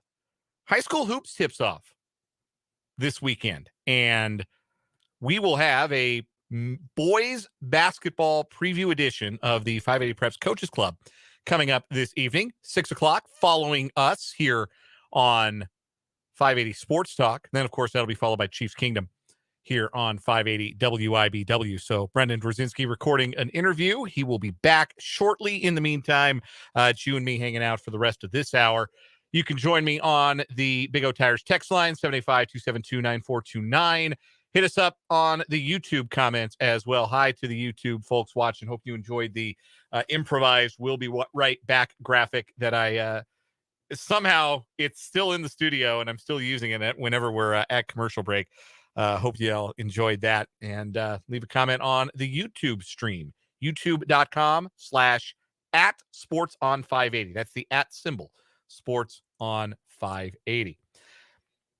From the 785, we have a request. Tell us your 3 favorite things about Brendan while he's out. Okay, 3 compliments I can pay Brendan. I think he's very quick-witted. I think a funny, real sharp guy. I admire his T-shirt collection. He's got some really cool ones. And his devotion to KU football, even through the hardest of years, is something that I also admire a great deal and am secretly glad to see pay off in the way that it did this year. It was very fun to be around Brendan for a good KU football season. Anyhow, those are the 3 nice things I will say about Brendan while he is out of the studio. Now, none of you can tell him that I said any of those things. I will not, as one request has it on the Big O Tires text line, give you 3 things that I don't like, because we are going to spread positivity. And also I want to talk about the NFL before we have to take our final break of the hour. So I want to get into the National Football League Week 12 action. There is one more game in Week 12. I am not in any form or fashion looking forward to Colts Steelers tonight. Probably won't even watch it, to be completely honest with you. This might be one I let my wife have the remote, or maybe play some PS5 or something like that. This is not a real appealing matchup. Matt Verderame kind of spoke to it when we had him on in the 3 o'clock hour, that this was a week in the NFL where everything you kind of expected would happen did happen. There weren't any huge surprises. Maybe the biggest surprise was the Jaguars rallying late, going for 2, getting it, and stunning the Ravens. But blown leads kind of feel baked into the Ravens' experience right now. They just are not a team that seems to know how to finish the job. They went up and very quickly gave their lead away late. They gave up a score, then fumbled the ball right back. Jacksonville scored to go ahead. Baltimore was able to take a 27-20 lead. Lamar Jackson made an unbelievable throw to Deshaun Jackson on what was the go-ahead drive for Baltimore, but then they never saw the ball again in a meaningful way because Jacksonville drove it down the field. Trevor Lawrence looked terrific. You want to see some flashes from guys in year 2 of their time as an NFL starting quarterback. We haven't seen them from Zach Wilson. That's why he doesn't have a job anymore with the Jets. We have seen them in the running game at the very least for Justin Fields. Unfortunately, that's on hold while he deals with a shoulder injury. And we're starting to see it from Trevor Lawrence, too. We're starting to see that that some of that it factor, some of those big-time throws he made while he was at Clemson. And that's a good thing. That's a good thing. Because this league's in need of good quarterback play. You know, the old guard is starting to phase out. Tom Brady lost in overtime to Jacoby Brissett and the Browns. Aaron Rodgers is hurt, obviously hurt. And if I were the Packers, I wouldn't give him the choice. I'd shut him down. I'd go with Jordan Love. I'd figure out if Jordan Love is somebody you might want to give the keys to moving forward. And speaking of struggling veteran quarterbacks, it brings me no joy to relay the following stat line from a game played at Bank of America Stadium in Charlotte yesterday. A game that I listened to all the way. Well, I listened to the entire game on the radio, so I didn't get to watch any of this atrocity. But Russell Wilson threw the ball 35 times for 142 yards yesterday. 19 of 35 for 142 yards. Mix in the sacks. He was sacked 3 times. That's 125 net passing yards for the Broncos in a 23-10 loss to the Panthers. Just when you think it can't get worse for Denver, it does. Now, I know they're really banged up, which kind of is the theme for the Broncos over the last 5-6 years since they haven't made the playoffs. They get hurt a lot. They lose a lot of guys to injuries. They're down to dudes I've never heard of. Brandon Johnson caught a touchdown pass yesterday. First NFL TD pass. Great for him. You can give me 10 guesses. I couldn't tell you where he plays college ball. UCF, by the way. I just literally now looked it up. But it just keeps getting worse for the Broncos. And now you have the very public disagreement that occurred on the sideline between Wilson and defensive tackle Mike Purcell, who was obviously pretty heated at the moment. He just picked up an unsportsmanlike conduct penalty after an extra point or a field goal. It was a kick.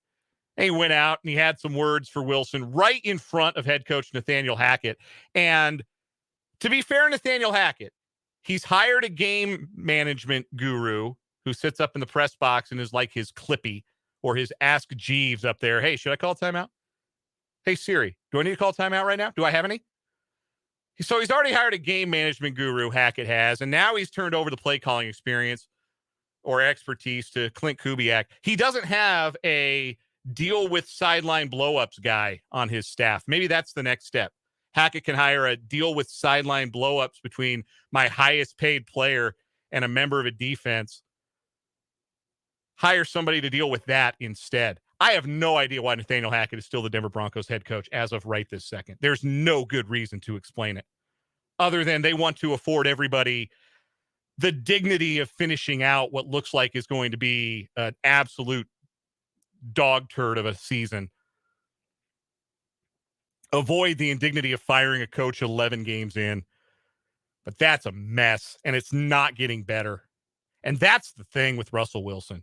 As speaking as somebody who is still a fan of his, I mean, he's probably, all things considered, he's certainly the greatest quarterback in Seahawks history. So that means he's going to hold a special place in my heart for a very long time. And I saw him win a Super Bowl for my favorite team, and I appreciate him a great deal for that. And at his best, Russell Wilson was a hell of a player. But Russell Wilson has always been a guy who has believed that good things were going to happen for him. That if he worked hard, that if he believed in himself, that good things were just around the corner. Russell Wilson has believed that his whole entire life, and he has mostly been right. He was a Major League Baseball draft pick. When that didn't work out, football worked out really, really well. He went from being a third-round pick to a rookie starter to a Super Bowl champion in his second year, putting up Hall of Fame caliber resume in 10 years in Seattle. Everything that he has believed would happen for him happened. When he believed that bad times wouldn't last and good times were just around the corner, if he worked hard and he dedicated himself and he believed, he's been right his whole life. This is the first time he's ever been wrong. And I don't know how he's dealing with that, like personally, but if he's continuing to hammer on the whole idea that, hey, the best is ahead, just got to believe, just got to be positive. Let's just say I don't blame Mike Purcell for blowing up on him on the sideline. Get to some texts on the Big O Tires text line before we take a final break of the hour. One texter from 785 notes that Wilson's 125 yards weren't so bad compared to Bryce Perkins, whose leading receiver was the Chiefs defense on Sunday. I actually kind of liked what I saw from Bryce Perkins. He didn't play too bad, honestly. I thought Perkins was okay for first start for an undrafted rookie free agent. It wasn't too bad. Another text from 785. Are you up to date on the Russell's touchdowns versus bathrooms in his house race? 8 touchdowns to 12 bathrooms currently. I'll bet that guy making those TikToks never imagined he'd still be doing them in week 12. I don't know. I'm leaning bathrooms, man. They got no playmakers at wide receiver. And a question from the 75. Do you have a 17-leg parlay on Monday Night Football tonight? No, I do not. But thank you for asking about that, because I do, as a matter of fact, have a now 4-game lead in the picks contest at 580WIBW.com. A 4-game lead over my peers after yet another winning week. We got to get to a break. Brendan rejoins us for the 5 o'clock hour. We got headlines, college football talk, so much more on 580 Sports Talk.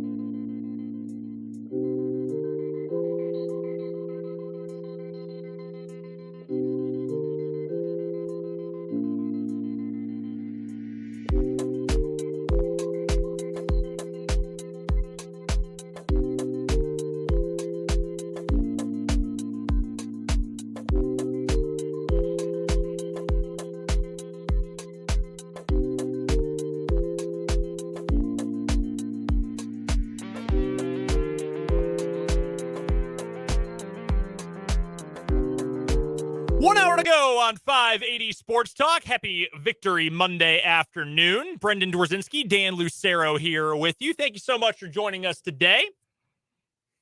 Plenty to get to still on this final hour of the show. A lot of college football in particular. We'll get to some NFL and our 580 Sports Talk headlines as well. Don't forget, you can always chime in on the Big O Tires text line, 785-272-9429. In fact, in regard to the NFL topic from the end of last hour, Dan, texter from the 785 says, Russell Wilson is playing for a head coach who has no business in the gig. Same reason Trevor Lawrence failed to launch. Speaking to that point, did you see the quotes from some of the players in Jacksonville today? It was Andrew Wingard in particular who said essentially that Trevor Lawrence basically didn't have a rookie year because he had to play for Urban Meyer. Yeah, quote number one, I'm so happy for Trevor because he had to deal with Urban Meyer last year. And then adds in, I would die for Doug Peterson. I swear. I love that guy. I mean, you see video of Jacksonville and the way they reacted after their win yesterday. They were showing it on SportsCenter with Scott Van Pelt last night. The inside the locker room video of Doug Peterson's post-game speech. And everybody is gripped to what he was saying. I mean, he just commands a room in a way Urban Meyer could not. No.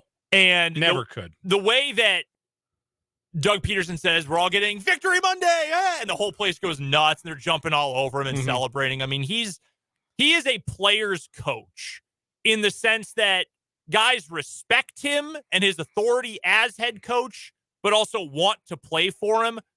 Urban Meyer, you can tell, and this is nothing new, but got all of his power from just ripping the souls out of his players. Like, I make more money than you, and I control your future. I can yank your scholarship whenever I want, and you can't tell me anything. So I'm going to be the bully, essentially. Yes, that's Urban Meyer. He's the bully. All the bullies don't work in NFL locker rooms. We will get to the coaching carousel in college football coming up here in about 20 minutes or so. But we're going to hear Urban Meyer's name a lot for every big job for probably the next couple of years still. I mean, it was floated around for Nebraska. Understandably, there was at least a little talk in relation to Cincinnati since the Luke Fickell move because, Ohio and all that. He would never survive in the transfer portal era. Are you kidding me? Like, wow, you're going to be an ass? Okay, fine. See ya. I'm going to leave and Cincinnati's going to be in the Big 12. Okay, I'm going to go to Houston. I'm going to go to Kansas State. I'm going to go somewhere where I'm going to be treated with respect. Not here anymore. He would not survive in this era of college football. I don't think he would. I think no chance. I think it would look very, very different for him. To the texter's point about Russell Wilson and his overmatched head coach, Nathaniel Hackett, I think that's certainly part of the reason that Russell Wilson has struggled to this degree and that better coaching, more qualified coaching might get a little bit more out of Russell Wilson. But what's bearing out is what I had suggested was a real possibility as time went on. I didn't think it would be catching up to him this fast, but he can't move in the pocket like he used to, and he really can't move out of the pocket like he used to, and he can't throw on the run like he used to. Those were the things that made Russell Wilson great, not his ability to sit back in the pocket and go through progressions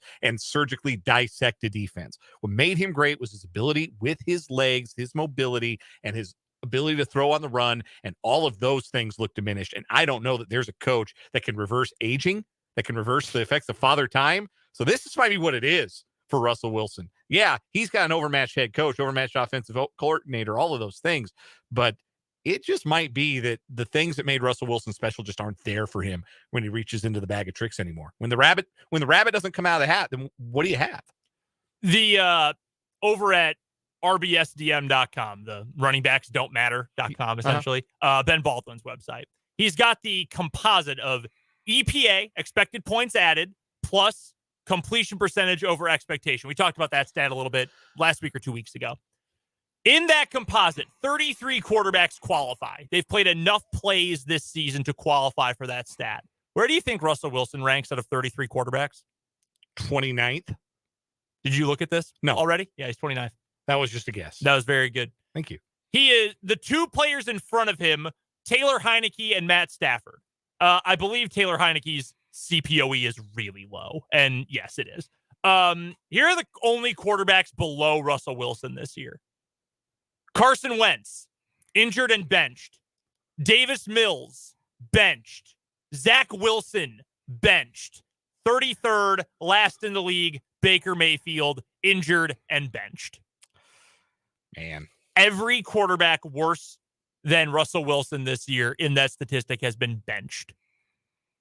Not a great sign.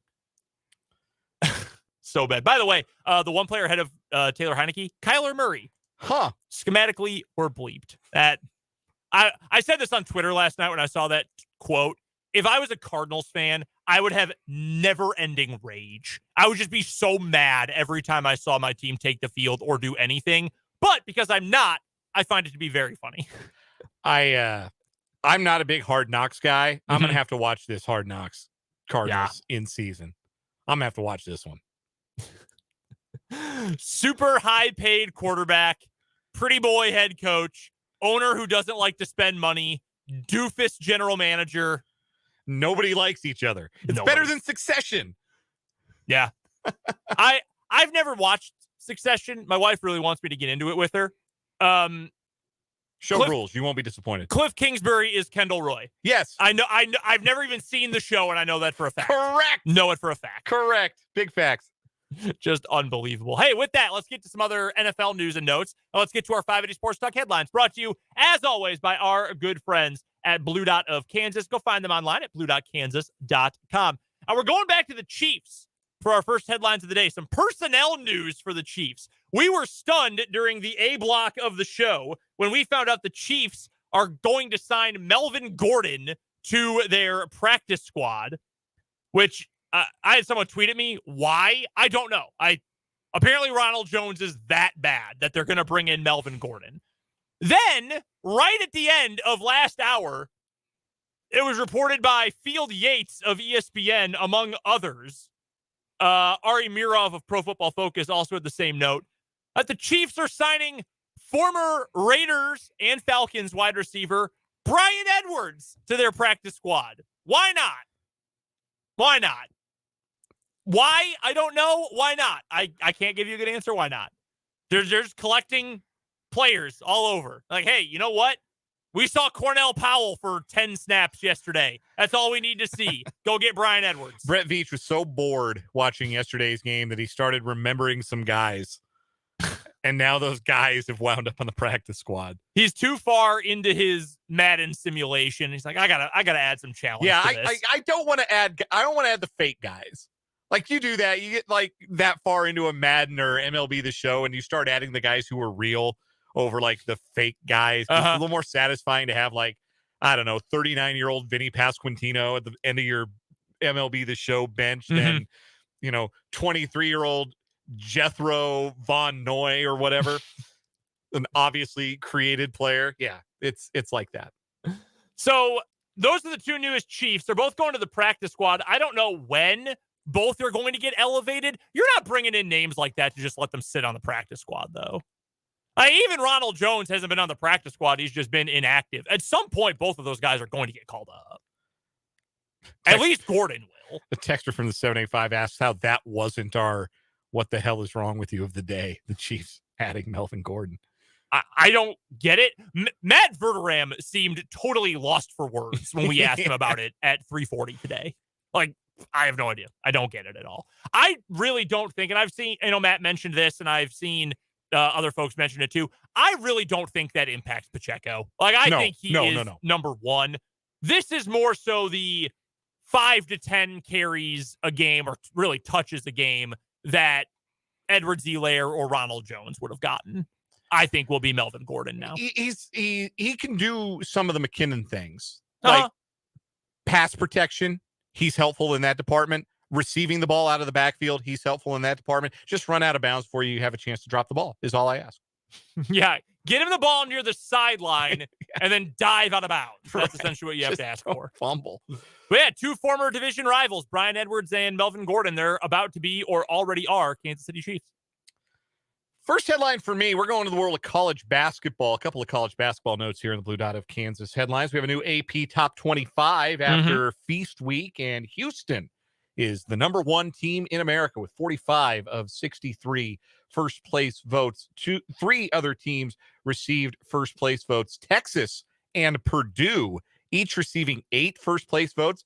Texas is ranked second. Purdue is ranked fifth. So either you really like Purdue or you're not all that sold on them after watching them drum Duke at the PK 85 up in Portland yesterday. Virginia also with 2 first place votes. They are third. Arizona fourth, ahead of Purdue, rounding out the top 5. Baylor is now the second highest ranked Big 12 team. They come in sixth, followed by Creighton, UConn, and KU, dropping to number 9 after their loss in the Battle for Atlantis championship game to Tennessee. Indiana rounds out the top 10. Then Arkansas, Alabama, the aforementioned Tennessee, Gonzaga, and Auburn in the top 15.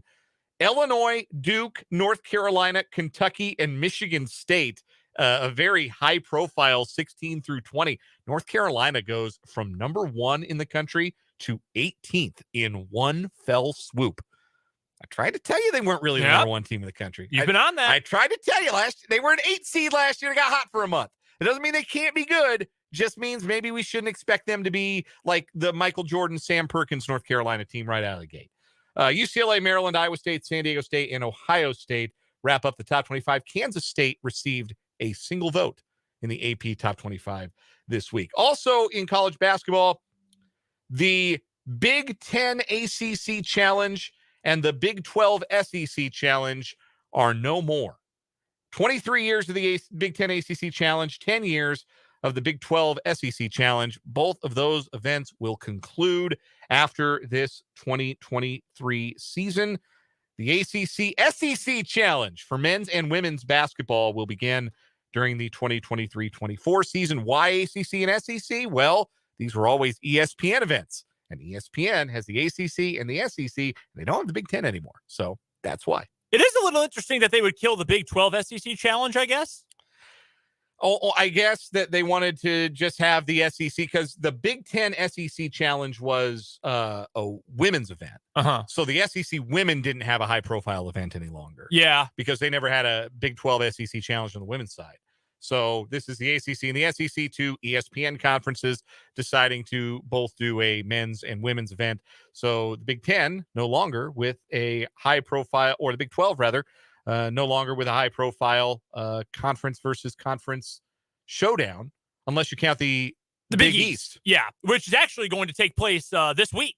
Yeah. K-State takes on Butler in its next game. That's what we're off for early on Wednesday. Right. And KU will take on Seton Hall on Thursday. I like that matchup. Well, it's 10-10 right now. It'll change when 4 new teams are added. I like that because those teams don't play each other all that often, save for KU and Villanova. Am I to understand it, you were not a big fan of the Big 12 SEC Challenge? Yeah, I've shed 0 tears for that dying today. It was a dumb event from the beginning when they moved it into the middle of the season, and it got boring. It got so boring. Because teams were playing the same teams over and over again. This was going to be the 4th time in 10 years that KU played Kentucky. And I get that, generally speaking, and especially when you talk about the quote-unquote casual fan, this is awesome. KU and Kentucky, 2 winningest programs. They play all the time for non-conference teams. Just put them in the same conference already. Seriously, because it was the Champions Classic and then 2 years in a row against Kentucky. And then next year, guess what? KU and Kentucky will play again in the Champions Classic. We went through and looked at it. KU had played either Kentucky or Tennessee 7 of the 10 years of the Big 12 SEC Challenge. Ridiculous. And for K-State, you know, not as high profile of a basketball program. So congrats. You get to play Ole Miss 30% of the time. Yeah. No, thank you. Ole Miss. And drop it in the middle of the conference schedule. I didn't really, the placement of it was what I liked the least. It was bad. It was bad and boring. And I don't like that. Don't like it at all. And again, the SEC being like, we're just not going to have 4 teams playing it ever. Like, South Carolina never played in it. Give us a different matchup that people might want. Like, I don't know, South Carolina versus Kansas State. I know K-State didn't want to do that with Bruce Weber at the helm. Bruce Weber didn't want to do that because, well, there was a certain head coach of South Carolina who was more popular than Bruce was in Manhattan. But now both those coaches are gone. I have no problem with that. As for the AP poll, I think KU being 9th is right. That sounds right. Yeah, the win over Duke was a good win, but obviously Duke is a ways away from fully being operational right now, and the loss to Tennessee and to a certain extent the overtime win over Wisconsin exploited some weaknesses that KU is going to have to address as we go along. Primarily, they are playing 4-on-5 on offense every single time down the floor. With no big man? With no big man. Yeah. With no functional offensive threat at the 5. They don't have one. They tried Zach Clements. That didn't work. KJ Adams is not an offensive threat. He can't finish at the rim. He can't make free throws. That's their big problem. And they can get better. Mm-hmm. They've got a bunch of freshmen. Somebody's going to grab that bull by the horns, you'd like to think, and be a reliable role man and finisher. That's all you need the big man to be, because the offense at the other 4 positions can be quite good.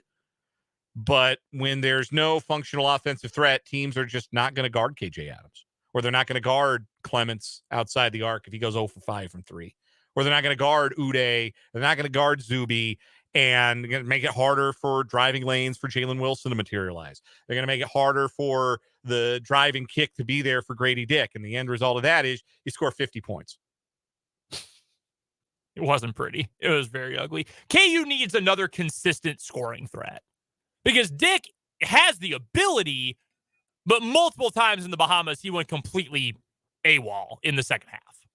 You've got to have someone who can score for a full 40 minutes, and Dick might come around to being that. I in fact, would say I have confidence that he will, but it's just not quite there right now. Tonight, though, taking on Texas Southern, maybe this is an opportunity to work out some of those kinks. KU is, I think, favored by 23. That line has moved a little bit. It might even be bigger than that at this point. Next headline for me on our Blue Dot of Kansas 580 Sports Talk headlines. Ready for a little hot stove news? Sure. The Houston Astros have added a former American League MVP. The Astros have agreed to a 3-year deal with former White Sox first baseman and DH Jose Abreu. This is from the writing of Jeff Passan. Abreu, who turns 36 in January, won the American League MVP in 2020 and is second in baseball with 863 RBIs since he made his debut back in 2014. This year for the White Sox, he hit 304 with a 378 on-base percentage, 446 slugging percentage. He has spent all 9 years in the majors of his career with the White Sox after defecting from Cuba. He replaces Yuli Gurriel, good player, never an MVP caliber player, but a good first baseman for the Astros. So their lineup now includes Jose Abreu, Yordan Alvarez, Jose Altuve, Kyle Tucker, Alex Bregman, Jeremy Pena. Yeah, they got better today. The champs, they got better today in 2023.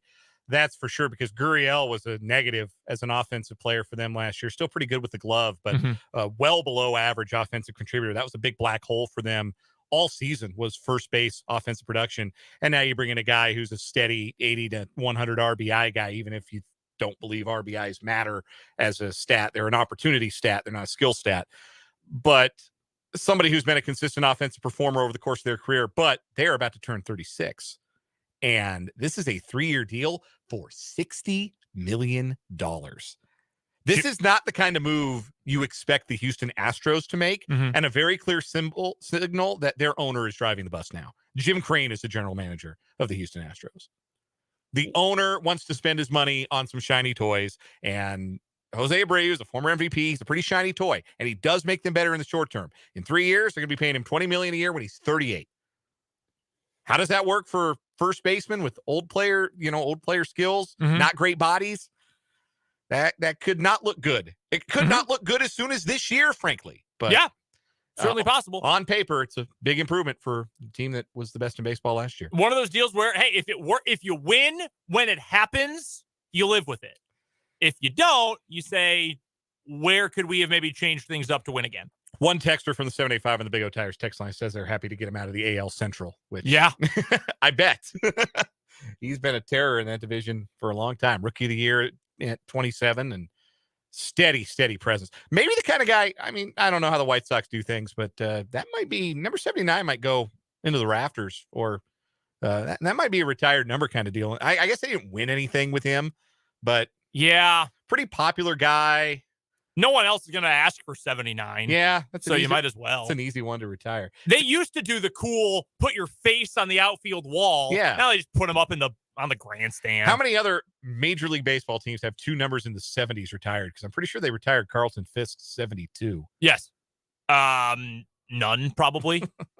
Not many teams give out those numbers. Except to spring training guys or September call-ups.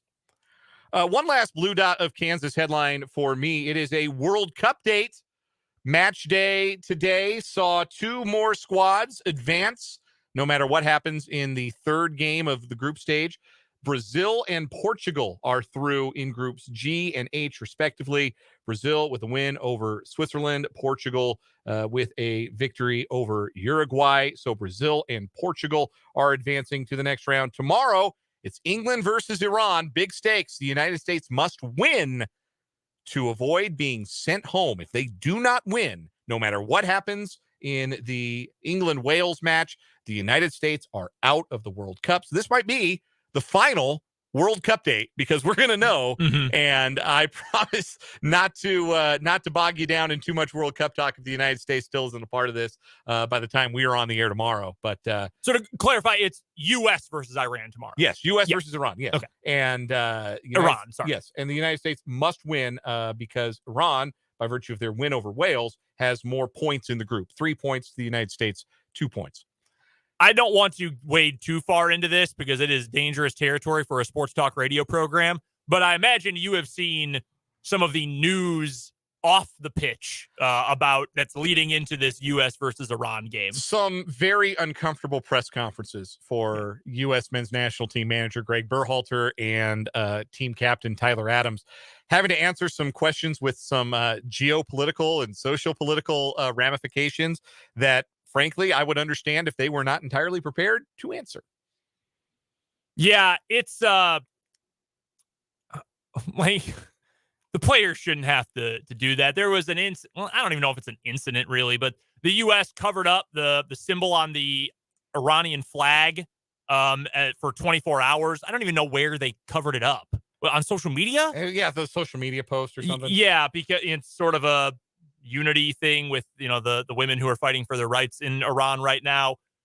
And then an Iranian reporter today made a comment about how can you be comfortable supporting or playing for the U.S. with their history of racism in that country. I mean, it's questions that the average American and certainly the average member of the U.S. men's national team is probably not, like you said, prepared to answer. Look, go beat Iran and those questions will go away. Yeah, they'll be happy to be done with this match one way or another. And it's a match that they certainly can win. That's a 1:00 Central Time start for that one tomorrow. So by the time we are getting on the air, we will know whether or not the United States will continue on in the 2022 World Cup. One texter from the 785 asked how I feel about Argentina now. Is that who you picked to win it all? I thought I picked France, but maybe I hedged because of the injury to Karim Benzema and then picked Argentina. I feel good about Argentina. They'll beat Poland tomorrow.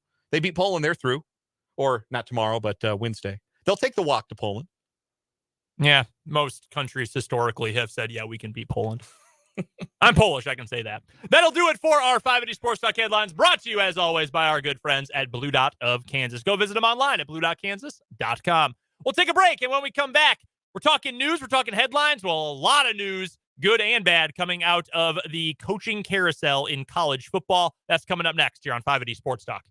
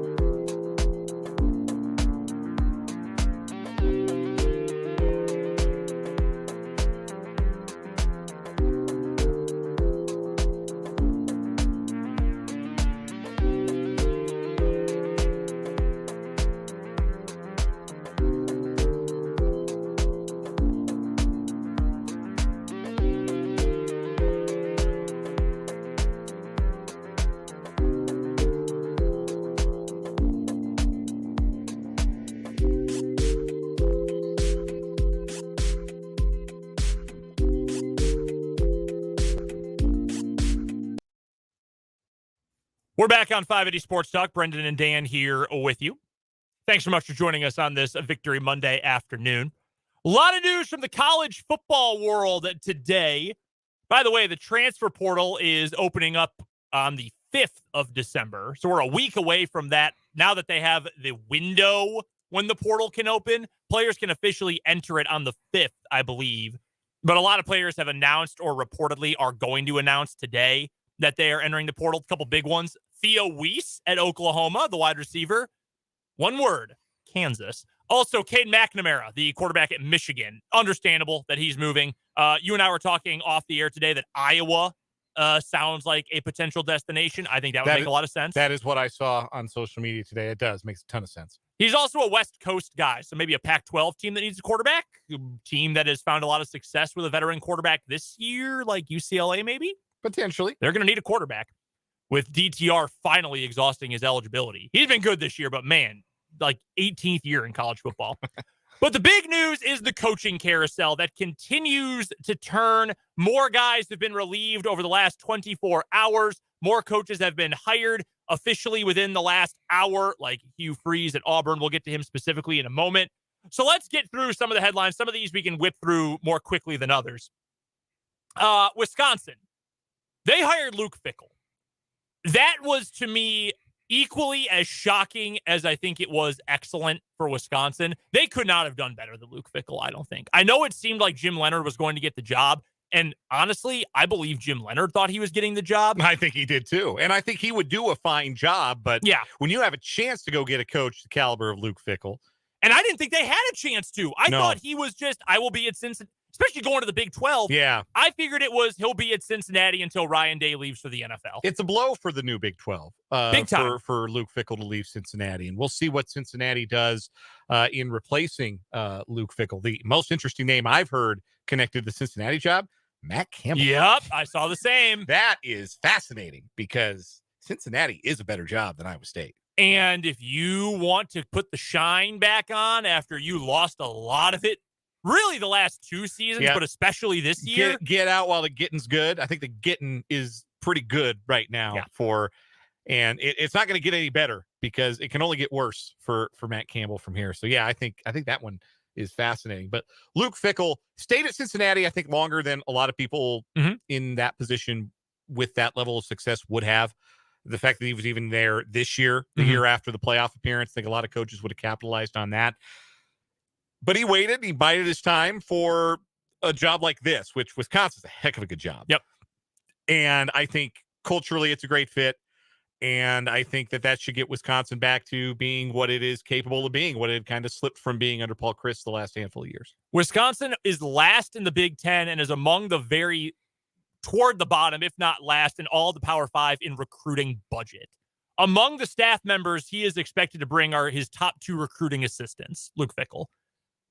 If Wisconsin wants to keep up in the Big Ten, you got to spend in that area, and it sounds like they are going to commit to that. That's an awesome hire for Wisconsin. Hopefully that also means that Jim Leonhard is now going to return to his rightful place as defensive coordinator of the Green Bay Packers, which, by the way, before last season, he turned down to stay at Wisconsin, likely assuming he was the coach in waiting. Yeah. So Matt LaFleur fired Joe Barry yesterday and go hire Jim Leonhard. The other biggest hire, Nebraska bringing in Matt Rule. We started to hear more whispers about that last week while we were still on the air before the holiday. It was made official on Saturday. It better have been because they did a whole segment on game day about him. So you've got to make the announcement then. That's a good hire for Nebraska. I think that's the best hire they could have reasonably gotten. Although if Luke Fickell was on the table, maybe they could have gotten him.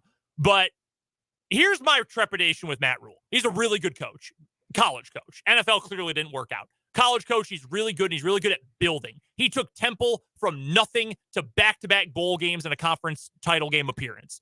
He got Baylor to a conference title game appearance, turned that around from the dregs. Yeah, they were 1-11 when he took it over. And he turned them into, really, he built the foundation that Dave Aranda has run with. And Aranda's a great coach. Yeah, the new Baylor is his doing. Here is my concern with this for Nebraska. Give him an 8-year contract worth $74 million. Matt Rule has never seen past the rebuild because there's the rebuild and then there's maintaining it. He spent 4 years at Temple. They got to be good. He bailed. They immediately fell apart. He was 3 years at Baylor. He never saw it through.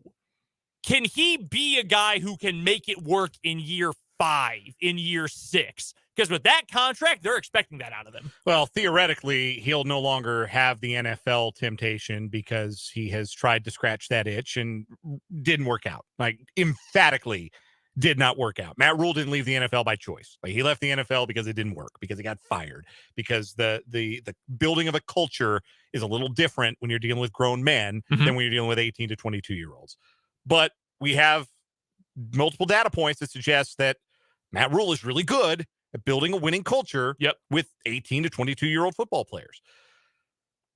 The question in Lincoln is going to be, how long is the leash and what are the expectations? Can Nebraska finally recalibrate their expectations and understand that the 90s are not coming back, and that an outcome that looks like the good Bo Pelini years, except without the obvious and outward distaste for the fan base and the humans in general, misanthropy, that Bo Pelini had for everyone in that Nebraska fan base. Like, if it's 8 to 10 wins every year with the chance to get to 11 and play for a Big Ten championship and maybe get into an expanded 12-team playoff, if that's good enough, then Matt Rule can do that.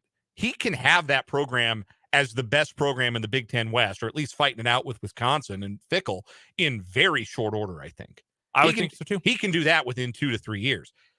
Sounds like they're giving him a lot of money for assistants too. I saw $7 million. Yeah, he's already hired his OC, Marcus Satterfield, who was with him in all of his previous stops. That hire, to me, I get why they hired him, because they've got the connection. South Carolina fans, and I know both my sisters went to South Carolina. One's, in fact, getting her master's there right now. They had, by the way, their win over Clemson. Hell yeah. Hell yeah. South Carolina fans wanted Marcus Satterfield's head on a platter before the last 2 weeks. He was public enemy number 1 in that program for all season. They sucked. They looked horrible until, reportedly, Shane Beamer started calling plays. Spencer Rattler has looked like a first-round pick the last 2 weeks. I don't know for sure what it is. That might just be a rumor, but that's an interesting pick. Someone also is probably going to get pretty lucky getting Mark Whipple as an OC. From the 785 on the Big O Tires text line points out the Huskers have a history of firing coaches that go 9-3. Yeah, that's what I'm talking about. Like, understand that's good. The Scott Frost affair should have put to bed the notion that Nebraska can ever be what it was in the 1990s again, because it can't. There is no scenario that exists under which Nebraska is ever going to win 3 national titles in 4 years again. Does not happen unless California and Texas and Florida fall into the sea. It's not going to happen. So the recalibration of expectations will be very important. If they are firmly and reasonably calibrated to where 9 wins, 10 wins, Big Ten West title, like 7-5 won the Big Ten West this year. You're telling me Nebraska can't do that next year under Matt Rule? They should do that routinely. They should be in that, and maybe the Big Ten blows up their divisional model, which I think they probably will. But still, can he get them in the discussion to play for that conference championship on a year-in, year-out basis? He ought to be able to. I think that's doable. And if that's all that they expect from him, then he will meet their expectations, and he'll be there as long as he wants to be. Other news and notes from the coaching carousel that we can hit on real quick. We've already talked about Hugh Freeze. We don't need to spend more energy on him. He sucks. He's gross, and I hope Auburn doesn't find success. Ole Miss is extending Lane Kiffin, hashtag come to the SIP. Once it turned out that he wasn't going to go to Auburn, that seemed like the right move for him. Paying him a lot of money. $9 million a year, I think, which is a deep, deep reach into the pockets at Ole Miss. Better work. That's a lot of money for a guy who just lost 5 of his last 6 games after starting 7-1, or 4 of his last 5, they should say. 8-4, pretty darn good year in Oxford. And and they shouldn't lose sight of that, and it feels like they haven't. Other hires. Sounds like Georgia Tech is going to end up with Willie Fritz. That's a great hire. It is super hire for Georgia Tech. Georgia Tech has to win being different. They won a lot with Paul Johnson running the flex bone. And I know a lot of people got tired of it. They won a lot of games with Paul Johnson. They brought in Jeff Collins to run like pro-style offense. Jeff Collins was a clueless dope. That had no chance. Willie Fritz is running the triple without lining up in the flex bone. That spread option stuff, that's different enough that Willie Fritz can make it work. Yeah. That job is really hard. Really, really hard. But I think Fritz can get them back to bowl games. You need a true believer and somebody creative to do what he can with what he's got. And Willie Fritz is that kind of coach for me. Absolutely. Arizona State hiring Kenny Dillingham, it sounds like, the offensive coordinator for Oregon. Rough timing, considering Oregon's offense had turnovers on downs in the last 3 possessions and a choke job against Oregon State. But honestly, that's probably about as good as Arizona State could do. Really young, only 32 years old. Younger than I thought. Yeah, but he's an Arizona State alum. He's been running a really creative offense. He's gotten a tremendous year out of a guy a lot of people, I think, had kind of written off in Bo Nix. I like it for Arizona State. I think, it's like a B plus higher, but that's probably about as good as they could have done. I honestly think that. David Shaw resigned right after Stanford lost again against BYU this weekend. That's probably the right move for that program. I just couldn't believe it happened. Should have happened a couple years ago. It was obviously starting to get stale there. So, and it happens for every coach that the message gets stale, and it's what works stops working. But I don't know where Stanford goes from here because they're never going to be a big NIL player. That's just not how Stanford does business. And they're never going to be a big player in the transfer portal. So David Shaw spoiled them because, I mean, they won a Rose Bowl. They had top 10 teams. They had number 1 overall draft picks. David Shaw spoiled that program. It's never going to look like that again. So who follows that is the big question. That will be fascinating because that is a very, very, very hard job. Last couple things to get to here. One, real quick. Colorado, this has been confirmed, has offered their job to Deion Sanders. He's not taking that. I don't think there's any way. A friend of mine, Jake Shapiro at 104.3 The Fan in Denver, says he is leaning towards probable. Really? That Deion takes the job. If it has in fact, and he has confirmed himself that it was offered to him. I don't think it makes any sense because I think Colorado needs to understand that they're Kansas. Like, that's what they need to understand. They've been to 2 bowl games in 15 years. They are essentially, they may not have bottomed out in the way that Kansas bottomed out, but they are the most Kansas-adjacent football program in the country now that Kansas is no longer Kansas. Colorado is that when it comes to the Power Fives. Yeah. Go hire your Lance Leipold. Don't go make a splashy hire and hope you get some good headlines and some transfers and you go 7-5 and then Deion leaves to go to probably Auburn after Hugh Freeze gets caught with his pants down again. Yeah. Or some other SEC job, some other much more high-profile job. Deion and CU are never going to be a long-term marriage. I know there's the temptation to do something exciting in the short term because Colorado hasn't been exciting for so long. But, man, avoid that temptation, CU. Hire your Lance Leipold. He's out there somewhere. Go get that coach. The guy who's going to build a tradition, the guy who's going to develop an identity for your football program. Don't make your identity Coach Prime because that identity will not last and you will be back to square one sooner than you think. 2 coaches I would say for Colorado that would make sense. One who will not take it, but one who could. Jamie Chadwell, Jeff Monken. Both of those guys should get calls. Different, similar to Georgia Tech. It's got to be different. But I think one of those guys could work. Chadwell will not take it. He should get an SEC job this year. Shoot, Auburn or Georgia Tech, 2 of those jobs in the South should have gone after Jamie Chadwell. Ridiculous to not. Also, real quick, a couple smaller schools in Division I cut their coaches loose as well. Tulsa's Philip Montgomery, Western Michigan's Tim Lester, UNLV's Marcus Arroyo. That one surprised me a little bit. I thought they were building something. His name has not come up yet. I would start Andy Kotelnicki watch. We have been told he wants to be a head coach. He's been with Leipold forever, but he wants to be a head coach. And the way KU's offense has hummed this year, if I was a UNLV, if I was a Tulsa, and you're just trying to find someone young and different, and he's not young per se, I would at least make the phone call. I really would. We've got to take a quick break. We'll come back. We'll look ahead to some other football news and notes coming up after this on 580 Sports Talk.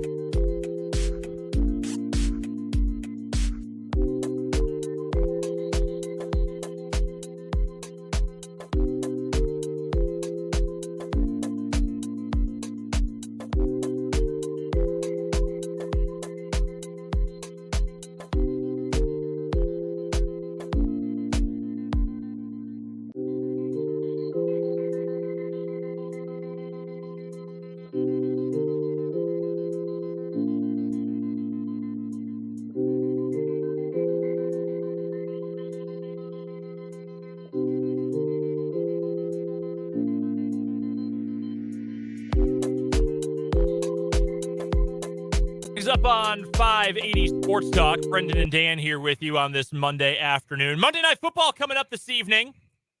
The matchup sucks. It's Colts versus Steelers. That's bad. That's really icky. Yeah, really gross. If you don't want to watch the game, KU plays tonight. That'll be on ESPN Plus, taking on Texas Southern. Or if you do want to watch the football, maybe a little extra significant interest might be the way to get you through it. I don't know about you, Brendan, but one of the things I love about betting on the NFL is I'm always finding new players or game props that I like, even in matchups like this. And what's cool about FanDuel Sportsbook is you can combine those props with other bets from the same game to score an even bigger payout. Perfect for tonight's game, like the under 39.5 total points. Maybe Jonathan Taylor to score a touchdown anytime.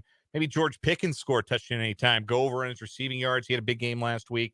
Put those together in a same-game parlay. Just one of the many reasons I bet with FanDuel. I love how easy it is to use, and my friends love betting on FanDuel Sportsbook as well. There's no feeling like nailing a same-game parlay bet, so lock in your bet today at FanDuel. Right now, new customers get $150 in free bets, win or lose, with promo code Lucero. That's Lucero. Make every moment more with FanDuel, official sportsbook partner of the NFL. You must be 21 and present in Kansas. First online real money wager only. $10 first deposit required. Bonus issued is non-withdrawable free bets. It expires in 14 days. Restrictions apply. See terms at sportsbook.fanduel.com. FanDuel is offering online sports wagering in Kansas under an agreement with Kansas Star Casino, LLC. Gambling problem? Getting help is your best bet. Call 1-800-522-4700 or visit ksgamblinghelp.com. I said this earlier, and I know you were recapping the NFL while I had to step out last hour, and Matt Verderame said it too, but this was such a weird week in the NFL that like nothing changed at all. Like you just look up and down the list of results. Bills beat the Lions. Yeah. Cowboys beat the Giants. Vikings better than the Patriots because they actually know how to play offense. Yeah, that sounds about right. The Broncos are terrible. The Browns beating the Bucks and the Jags beat the Ravens. But I already kind of thought the Ravens were frauds. If there's two games that really maybe changed the trajectories for their teams, it was probably the Jets with Mike White rolling the Bears and now looking like a much more significant playoff threat in the AFC, and the Seahawks losing in overtime to the Raiders. Bad loss for them. They were up with 5.5 minutes left at home. Couldn't finish the deal. Gave up over 300 yards from scrimmage to Josh Jacobs, including an 86-yard touchdown run in overtime. It's a bad loss for the Seahawks. Drops them behind the Commanders for the moment in the NFC wildcard race and out of that playoff race. So the Seahawks, 2 straight bad losses. They need to rebound, but the Jets on the flip side, probably the team that helped themselves the most. Coming around on the Commanders at all? One again? No. They got a great defensive line, but they do. Yeah. And they've got one really good wide receiver. Brian Robinson Jr. is having a good year, too. I'm happy for him. He's also got a big hat.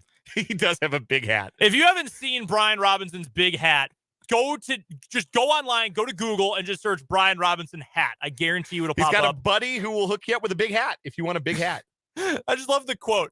I got a friend who's got a company that sells big hats. It's funny because it's bigger than a normal hat. R.I.P. to Norm. Let's take one more time out. We'll wrap things up with the final word after this.